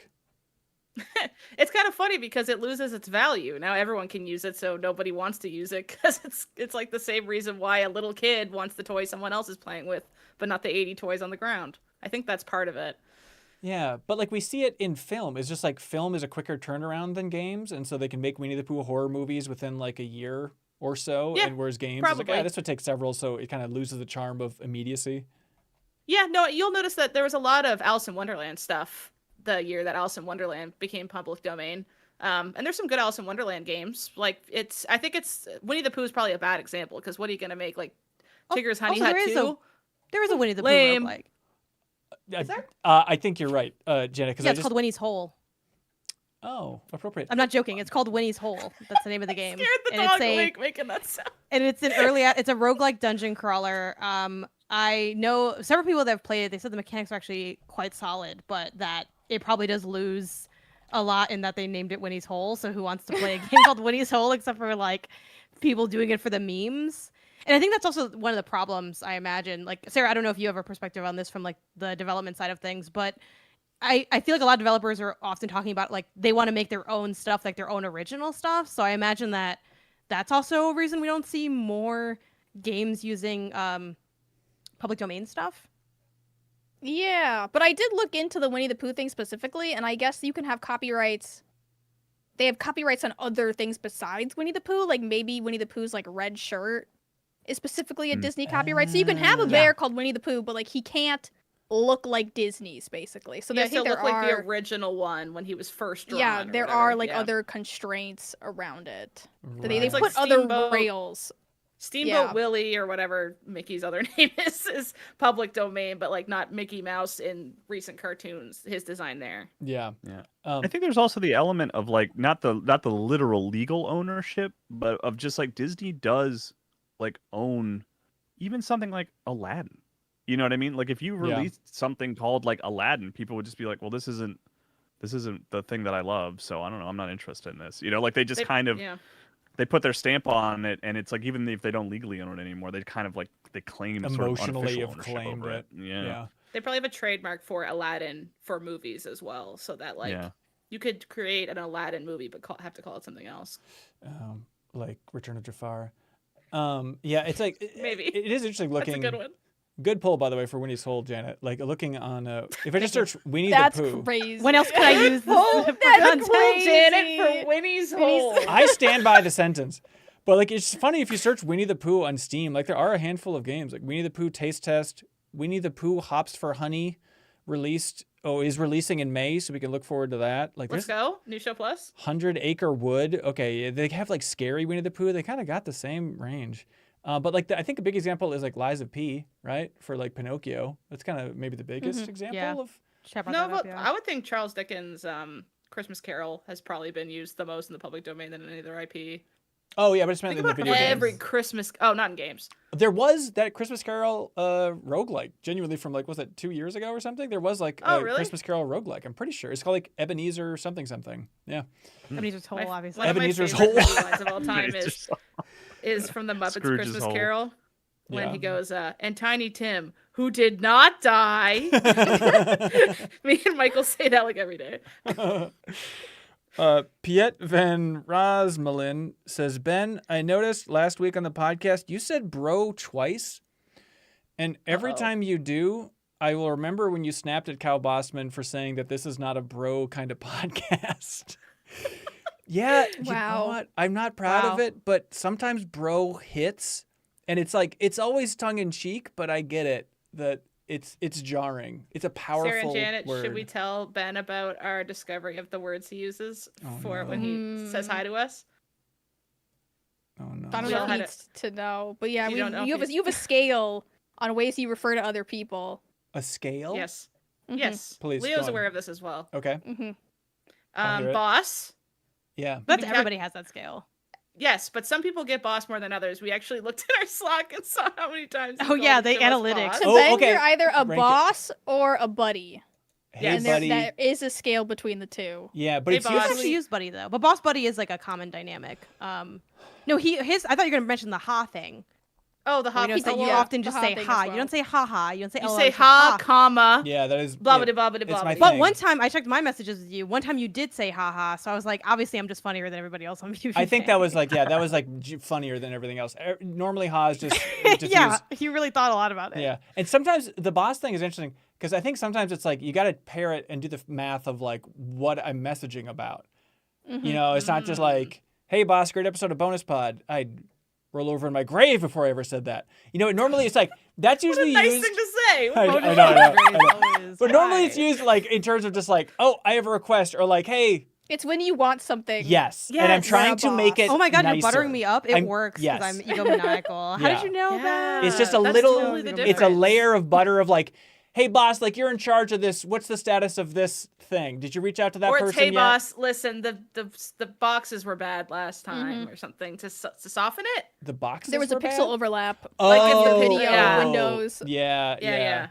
yeah. Because sometimes, I don't know, do you all get paranoid about how messages are received where, like, I'll be like, "Hey, could you fix this?" And then I look at the message and I'm like, if I was in a really bad mood, what is the most negative way I could read that sentence? Is the way that I do that math Yeah. sometimes. I'm like, I do that too. how do you deflate that in a way? And I think you got to say, "Hey, chief, I don't know what else there is." You got to have something think out you- there. That is interesting. Ben, you can always just Venmo me $5. Is that right? Okay. Yeah. I did, I'm like, oh, he was actually really nice. That's cool. Well, I'll be damned. It's like microtransactions for bugging people. Okay. yeah, why not? That works. little extra green salad on the side. Good for you, me, and Mr. McGee. You know? Little extra green salad. I looked like up on that Philmot site where you can search transcripts of YouTube videos. Turns out we've said the word bro. Sarah, how many times on MinnMax's channel do you think we've said the word bro in a video? How many? We're not like a broy channel. That's what you think? But the question Really? Is it over stands. 500? It's 418 times. That's a a lot. lot. Yeah, I know. Let's see. Here we go. No one's like, clock's ticking, broseph, which I greatly appreciate. Broseph. Okay, Bro, let me Steph's just... Scene a of the little time, different. yeah. Broseph feels little different. different. Let's see. What do we got here? It's like the Like your dad's right there, bro. Oh, that was Bossman, so that doesn't that's count. Why are these That's- all? These are all Bossman. These are all Kyle Bossman, right? No, the first one was me. That's one was Ben. Yeah. That doesn't work. I think that was Leo. That was Leo for that, bro. I think it's varied. All right, we'll try and minimize the Leo's bro. in the bros are future. always satirical, though. We Yeah. take those with a grain of salt. My I don't know. You do something mine are ironically so- enough. It's just who you are. Like Sarah and Become- Shenmue, right? Yeah. yeah, right. It's a slippery No, slope. she's hot. She's hot. It's different. You don't understand. yeah, it's different when she does it because she's not. The Juan one writes in. They say, "Hey, MinnMax, have you seen Build a Rocket Boy releasing DLC for Mind's Eye? But it will have quote unquote evidence of the saboteurs that supposedly ruined the game, including names." In a GameSpeed interview, CEO Mark Gerhardt said the new mission will be called Blacklist and it will feature a female playable character. He said in the interview, "We're also using that to share some of the evidence of the scared. sabotage with the community. Let's tell the community the story before it plays out in court. So, I think this is not us being the victim. We've taken a couple of punches. We kept turning the other cheek. And while we got our house in order, and now it's time to start doing this right back at them. And so let's have some fun with it. At the end, Oh boy. At the end of the day, we're storytellers. That's crazy. That's the craziest thing I've ever heard. So they I will say- not be At the playing end it, but of the I will day, be. it's the words we weave. I will be Crazy. locked in for whoever's doing that TikTok series. Ooh. 1,000%. Is that their like I want to legally know like what's in there. allegedly like, oh, I'm just a storyteller. Allegedly this happened. So they say, Also, I'll be Haley, in We're court. storytellers. Haley, can they do this? Can he legally share information of a lawsuit and names in a Before video the- game update? Yeah, before the Oh. court case apparently. Well, I mean, the first thing that's so funny and stupid. The first thing I'm thinking of is you can't commercialize someone's likeness, right? Which includes their name, voice, all this stuff. So if they're saying that they're creating these people that have wronged them, putting them in the game, and saying this is John Smith, our former whoever, in the game, and then shooting him with a gun or something. I don't know. Like, what's This is so happening? girly pop coded of them. This is like what we talked about in this. It's so episode. messy. This is messy. That's And like, then you to can't. me, I'm like, this is just marketing. Yes. This is just marketing. Like Yes. that's where my Yeah, part is like, yeah. it's just marketing, and when you actually play it, it's just gonna be like, you know, pee pee poo poo. Like there's been a leak in our internals. Like let's find the mole, and like that's Right. it's gonna be like not as good. Sarah, I'm What's totally the with you. drama? Like what? How are they wronged? They claimed that there was a Gotta play the saboteur. DLC. We don't know. Yeah. But Damn, that, I might have to. the game's development was sabotaged by some forces. A lot of people were saying it was 2K because of Rockstar, because of previous connection with Leslie not Benzies. Rockstar. They're so litigious. Don't do that. Well, yeah. And so we don't know for sure that's who it was, but there's bad blood with the producer. You know, he was at Rockstar for years and years and years, Leslie Benzies. Also in the Epstein files. So check it out, everybody. So there's just a lot of weird confusion with it. But Messy. Sarah, I think you're totally right. And like, look, I didn't love playing Mind's Eye, but I do think it's a smart idea. It's a lesson of like lean into what people don't know think about so. your game. If you're making DLC, there is no DLC that they could possibly make for Mind's Eye that would make me turn my head. But it's like, hey, what's the one thing you know about this game other than it not releasing very well? Is like there was some messy drama. We had a lot of headlines about saboteurs. Let's just make that the focus of the DLC, and now we're exploding with popularity all over again. Now every kid in the street is talking about Mind's Eye. Finally, might a get DLC that sued. means something. Usually Yeah. it's more of the game, but different. Start spilling the tea in the DLC. Yeah. It's so I want receipts. messy. DLT. I don't think it'll work. I think people will just read an article about it or watch TikTok about it. Like I Yeah. don't think it will sell more DLC. But it has gotten them into the headlines, and it has me like, what are these? What are these? I'm glad that I'm on the outside, and I can I look and think go, it will- what are they doing? What are they doing in I think it will there? absolutely make them sell more DLC because the alternate was like no one buys any of it, and the new version is maybe 2 people do. Mhm. One person buys it to make a YouTube video about Yes, it, and then yes. Yeah, split it into a exactly. bunch of shorts that Yep. I will watch. Yep, I Yeah. think that's it. So yeah, I mean, you heard from the lawyers on this call. We say full steam No, no ahead. legal advice. No, oh, no, sorry. no, no, Okay, no. never mind. No. Ashley Dean writes in. They say, "Hey, experts, hello, local experts. I'm sorry. Thank you, Ashley Dean." They say, "I recently enjoyed playing Metroid Prime 4 a lot more than I expected. I bought it at launch and was frustrated that it wasn't the game that I wanted it to be, but playing it in March and April was a joy. I found it to be the coziest game I've played in years. The story is bland, and the production feels weirdly disjointed, but the minute-to-minute gameplay of exploring, collecting, and occasionally shooting was so deliciously satisfying. I had to ration my time with the game because I didn't want it to end." I love that, Ashley. I love the idea of like, just get out of the critical window of a game and just sit back and enjoy Metroid Prime 4 for what it is. I think that's a great way to go. But this, I have 2 questions. Or I have 1 question because Ben cut the other one. What's the biggest turnaround you've had from first impression to completion of a game?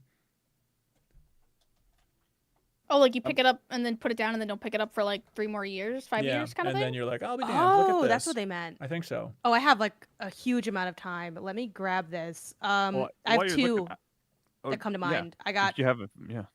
Yeah, I have Yoshi's Woolly World, which has to be like, I'm gonna say like 4, maybe 5 years. And this was like slowly every few months playing it because I played that co-op with my brother. Yeah. The theme here is me and my brother can't finish games because once you become 2 separate adults with separate lives, it's really hard to sit down and play a game together.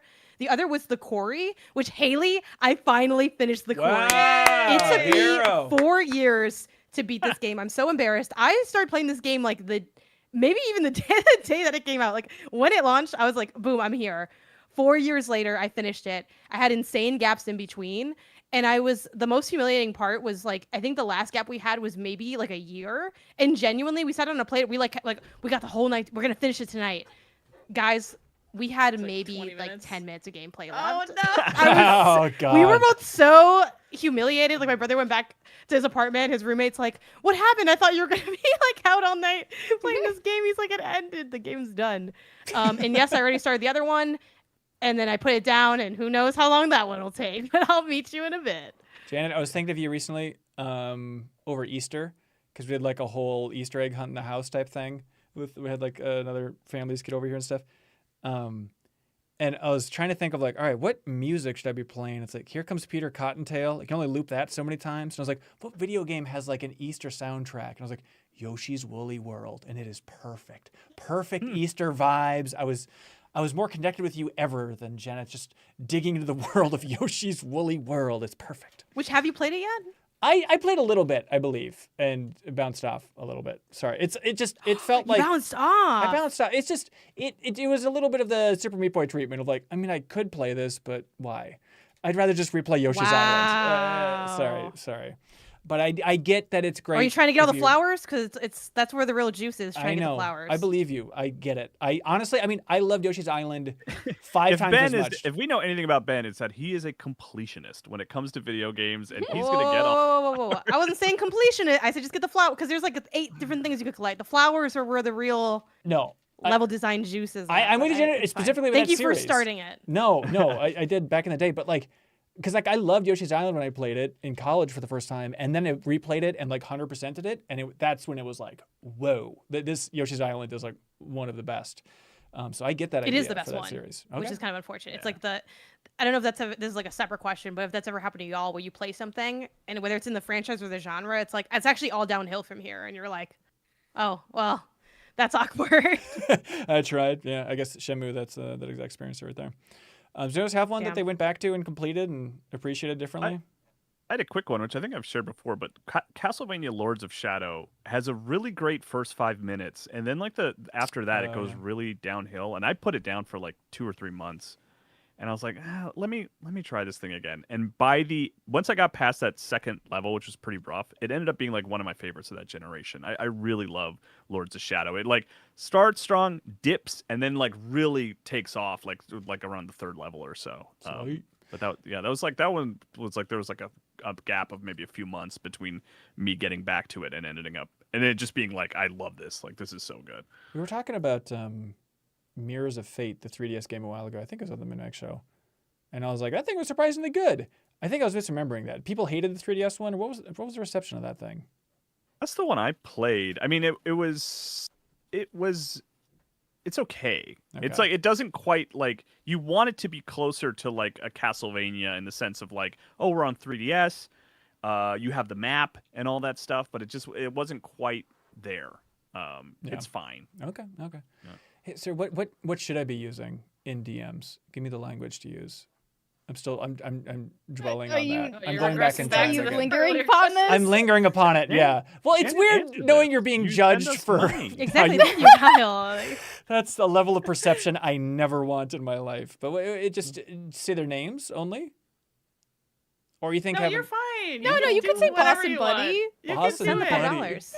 Hey, guys, why are you talking yourselves down from this? Send the $5. We were just trying to decipher whether one of us was a boss or buddy, and what we figured out was you use both interchangeably for if you're asking for something or just saying hi. And well, actually, you don't use buddy. generally. You only use boss, and you use it for like kind of everybody. So I'm like, damn. Okay, but it seemed like there was somebody that I called boss the most internally. You detected.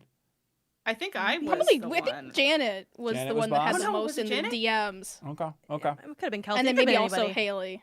Okay. Because you talked to me about bonus pod a lot. So you say, hey, boss, what's the plans for bonus pod? So I had all Oh, those. yeah. Yeah. Well, you have your own little sector, so that makes sense. Yeah. Side project. It's a bit of a side project. It's like her Beatles solo project. Graham Jones wrote in very appropriately. They read, how many episodes will it be before Ben is invited onto Pew Pew Bang? Sarah liked this, and I liked it because I don't wanna think know Ben so would. bad. Ben wouldn't last 10 minutes on PPU Bang. No. Before he wanted to crawl out of his skin Yeah. and disappear into a hole somewhere. Do you ever? I mean, A I Winnie's love. hole. I would crawl into Winnie's hole. Kyle, you're invited to PP Bang. Damn it! Yeah. He gets the invite. Yeah, that barrier will probably never be crossed because, like, I love PP Bang. But do you ever listen to those podcasts where you're like, you try to imagine yourself on it and you're like, I would destroy this. Like, not in a positive way. Like, I would shatter this party. I would walk in and the record would scratch in the corner, the music would stop. Like, that's what it would feel like, I think, if I was on PP Bang. Because I feel like even you guys on that show, you're like, oh my God, I hope Ben isn't listening because we're talking about sex for a minute. So you are 12. listening. Yeah. I could sense you when we record. I sense your spirit. Sense the spirit. See, no, It I passes think through me and I feel really cold. I think your energy would be a fun thing to bump up against because I pulled a Kyle with the Twilight soak because I think that like it's always the funniest when we say something ridiculous and one of the four of us is like, "What the hell?" You know, that's always the funniest. So if you were just there and always that person like, oh, I want to leave. I feel like if Ben was on PP Bang, I would feel like a group of like witches, and Ben was in like the pot of soup, and we were just casting spells at him, and he wouldn't know if it was good or bad, and he'd be like, so hey guys, what about? And then we'd be like, boo! Yeah. To be clear, I feel like it'd be like we kidnapped him to the sleepover and forced him to put on mascara. You know what I mean? And he's like, I don't like it. It gets in my eyes. And I'm like, it's because you keep blinking. You forget, like, I have two sisters. Like, I can hang. Like, I think I could do it. I don't think I'm not some prude. We'll see, buddy boy. You could not. Look here, me. bro. I'm only prim and proper on content. I could hang with the cool kids. I swear I could. I could drink beer with you guys. I swear. You'd have to crush like 6 beers and then go. All right.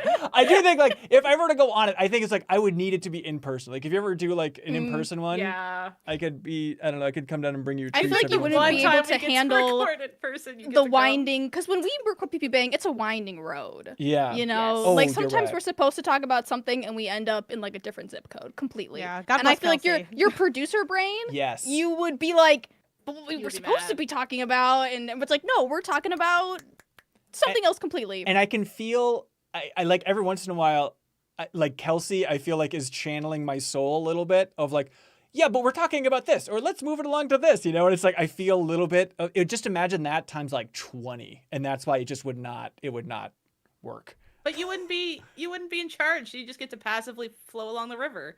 Ben doesn't do not in charge. Yeah, does it feel weird being on a podcast what are you and know not who you're running talking it? to? Yeah, it is the worst feeling when I'm like a guest on other podcasts and I'm just like, okay, next topic, let's go. Like, because I do have this feeling in my mind, which is that whole thing. Which is helpful. Like when you do that on Bonus Pod, I'm like, let's go. I start turning my brain off. I just let you do it. To be honest, I'm like, this is relaxing. It's like when I'm traveling with Jacob, just shove my head in an Uber and let's go. You direct it. But I wish it's like we could unpack so much more, like the. Like the Ben and Gub, we went to a hotel and there was only one bed. Right. Like they only spent like 5 seconds on that. And on PP Bang, like we would have to unpack it, look at it from all angles. Where would Ben sleep on the floor? Would Jacob? Who would take the bed? Between Ben and Jacob, only one bed in the room. Who's taking it? Yeah. Do they sleep together? Yeah, because when you were in our like what's the situation me and Michael's room to have a shower, we came back. You were laying on the damn floor. Sit on the bed, you freak. Which I said he would be. I said Ben will not move your clothes. He won't lay on your bed. You will find him on the floor. And guess what you did? Yeah. He was on the floor. I think like my back hurt or something. But there was a couch in there, but you had like your underwear all over it. I'm like, well, I can't move I this. didn't know you were coming. I didn't say, oh, Ben's coming later. I don't know why you didn't have a shrine to your underwear. It was weird. They're like candles. This is what lit. I get. We were in a car driving somewhere, and everyone was on the phone with Ben, and Ben goes, oh my God, I can't get in my room, and everyone was like, that's too bad. Long pause. And I said, go use my room. That's fine. And now I get named and blamed on the podcast about my panties being in my hotel room. That no one was gonna I come just think into. it was rude of you to bring your underwear to your hotel room. It was uncouth, if I may be so bold. Every time I leave my room, Ben's like, why do you need extra air? ones? You're only there for a few days. Just in one pair. Come on. Okay, yeah, so we could unpack it more. No, that was, I don't know. So if that's how did that feel? Because that's what it was. That was a little taste. I could do it. I think in person, I could do it. Remotely, I would not be able to chill. In person, I could, because it's a different. You all haven't recorded a PP Bang in person. I think it would be even better. Like it'd even be more chill. Of course. And you think you would get our first? No, I'm not asking for your third in-person one or something. Please, ma'am, I would never request a first in-person podcast. See, this is what PP Bang would be like. Look at him. He's already just imagine it. He's sprinting from the room. You guys couldn't make me blush. Anyways, people going subscribe on your favorite podcast. You're literally feed. so red right now. I know, I blush so easily. But that's because you keep not using that color corrector that I think Sarah has mentioned before. I have. You know, I was talking to Sarah about it. I use sunscreen every morning now. This is Sarah Pazurski. But is it color correcting? There's some stuff every once in a while if I need it, my skin is acting weird, then I'll put some, was it BB or something? There's like some sort BB of cream? BB cream? I put baby cream on my face. Yeah, Oh BB my something, gosh. and that's like it covers up red spots if I got them. And I swear to God, every time I think like, oh, my skin's doing okay, I shoot a little prayer to Sarah for slightly nudging me in the right direction. I was Sarah, trying to get you to wear God. sunscreen years ago. Yeah. Years ago. It turns out And when he was trying to get you Alright. to play Dreamcast. I and was- everyone's Haley, like, I was "Oh, gonna say the same thing. Oh! It's fair Okay, trade. one's deadly and one's the Dreamcast. I think Sarah kind of wins in this That's fair, argument. I'm that's sorry. I have fear. Kyle, what's your question of the week? Replaying games. I think that I what think might that, have that been got it. us down a That was a rabbit good hole. one. Yeah, I really like the A Shenmue Winnie's, one a Winnie's too, hole, though. excuse me. yeah. The shit. Pretty Well, sold. don't go back to that well, Kyle. You can't top it. Well, I got to do the third now. Like, you know, yeah, roll I'll save it. Yeah, I think a lot of good stuff. Yeah, I mean, Shenmue was kind of the biggest talker, but how y'all feeling? What do y'all like? I'm leaning Shenmue, but I did really like the replaying games one too. I like the bet on PP Bang. Okay, Sarah. I feel like my Roll it bias is over. the Shenmue one, but like that was kind of just a conduit for me to talk about Shenmue. You're I right. cared Yeah, not but for that like was- the that was actual fun. question, which was like, don't Was- you think we should talk about things that aren't Shenmue? We and I was didn't. like, no, because I just played Shenmue, so I can't really help you with this question. Yeah, but Sarah, once you become a hang-on kind of gal, once you discover Yu Suzuki's other games, it's gonna be so sweet. I've also played Yu Suzuki's most recent 2 games. Yeah.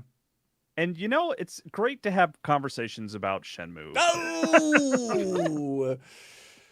Okay, let's go for replay games. Congratulations, Cass Wilkinson Saldana. Congratulations, you just won the prize from I'm 8-Bit. Now, of course, it's time for something that we call Get a Load of This.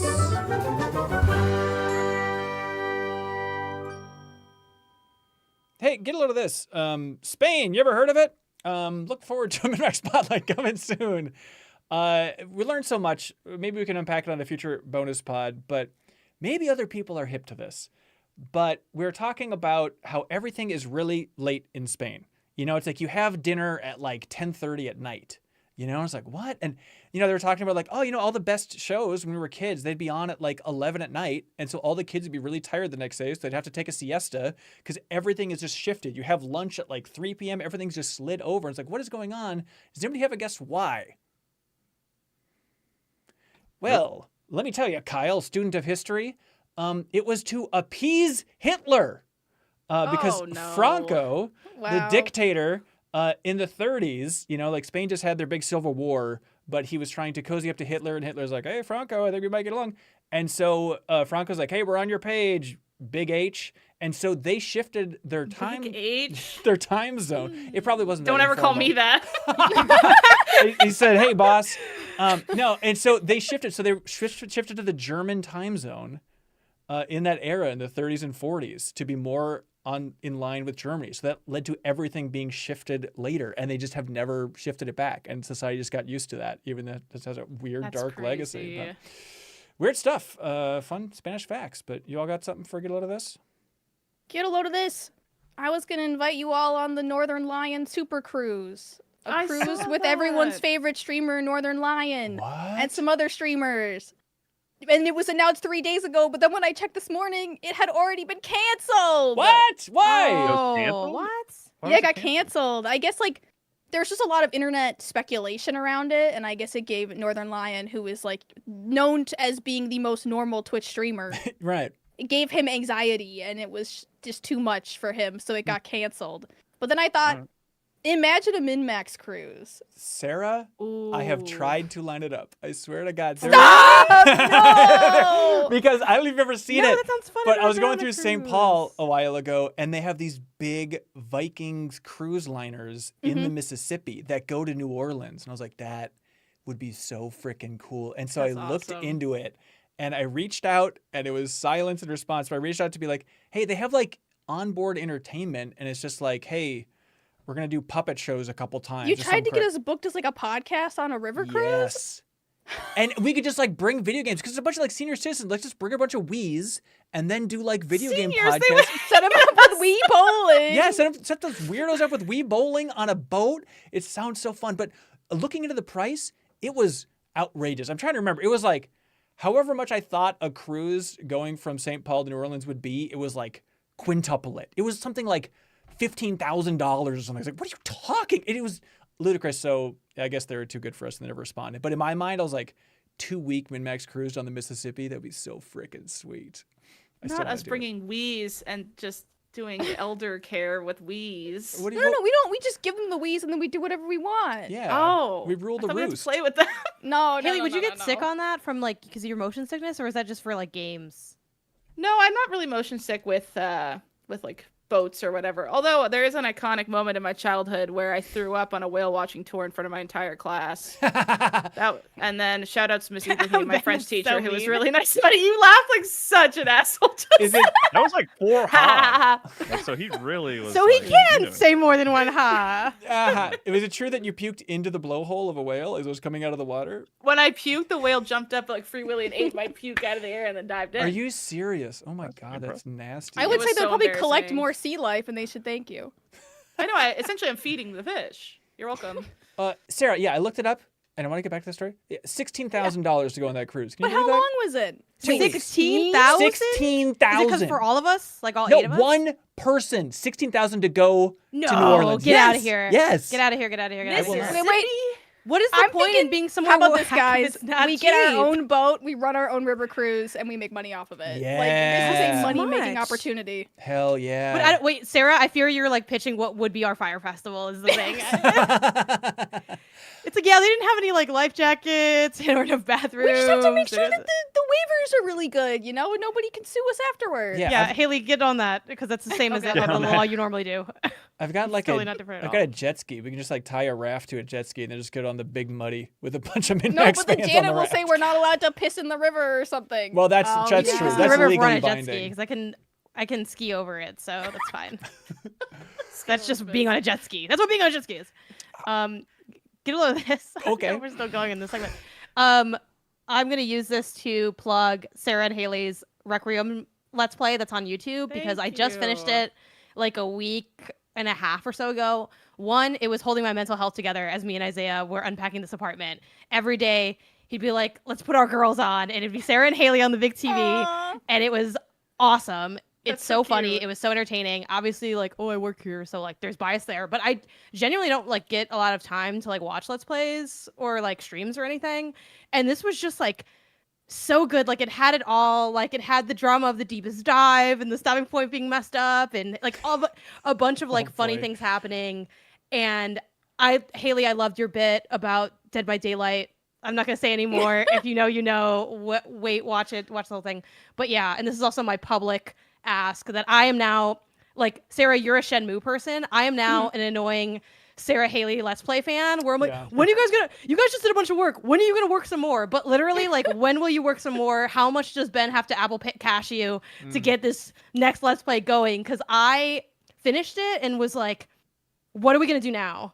Like, I felt like I needed to detox into another stream. I'm literally about to start games just to watch y'all play them because I don't want the game spoiled for me, but then I also want to watch more of the content. So, shout out Did to you that. watch our Silent Hill 2 playthrough? Because we do need to be finishing that one. And if Janet wants it, that's a little bit of a nice kick in her pants, maybe?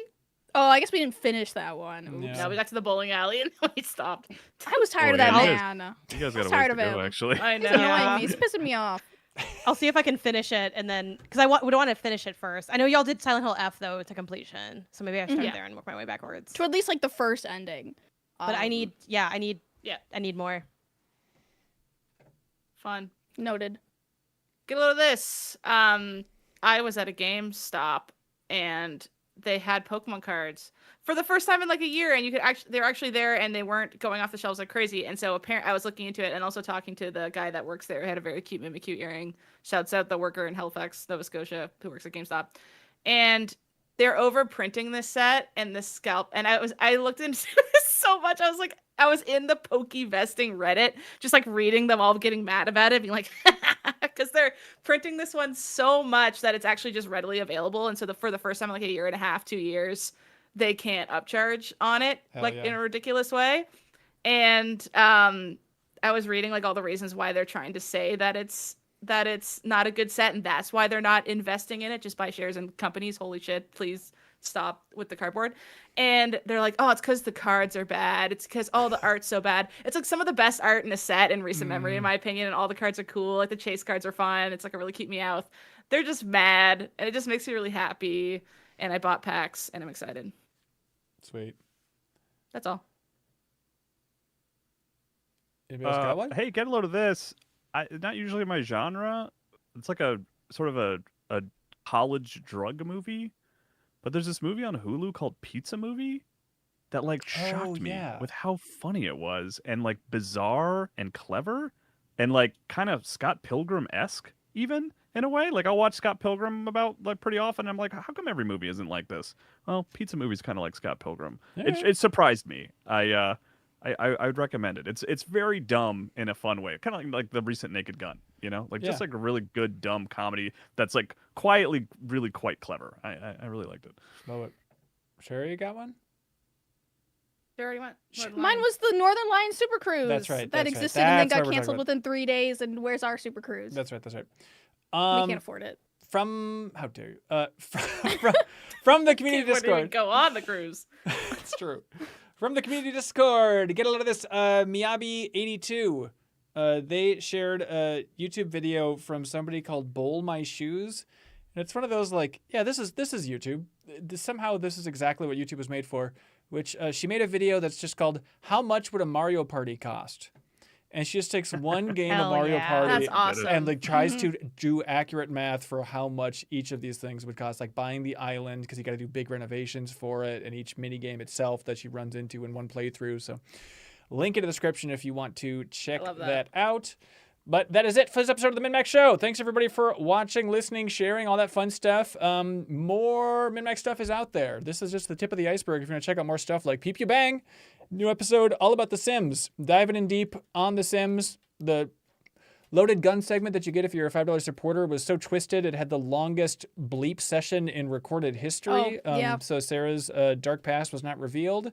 But you get the reaction to people learning how dark Sarah's soul can be when she was a twisted, tortured child. Also, she shouted out to Janet because I was so happy now that you're a Matrix 1 fan, because you made that reference about the world can't be too pure. It has to be flawed for it to be accepted by humans, just like The Sims. Like, you need to have flaws. I was like, please, someone make that reference. And then for you to come in after seeing The Matrix, I was so proud of you. Making all my money back that I spent at the Casa watching that thing in, like, the Matrix experience, which was sick as hell, by the way, if you can ever do that. Yeah.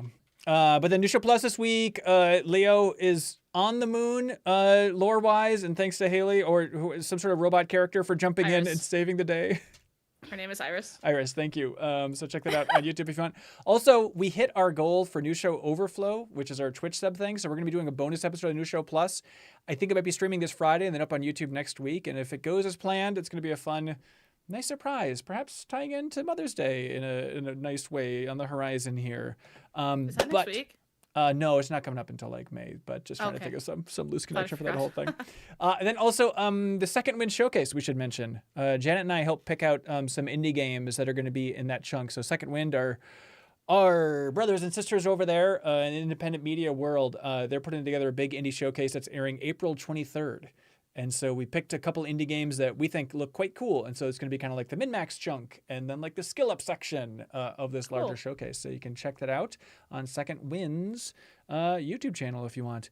Also for the podcast next week, it's probably going to be delayed. I think the plan is we're going to put it up Friday so that we can talk about Sorrows from Housemarque, the follow-up to Returnal that embargo's lifting on Friday. So we would probably hold the podcast and then just unleash all our thoughts then. So don't be alarmed next Thursday when the podcast isn't dropping in your feed. But all right, that's it for this episode. Anybody got something they're dying to say?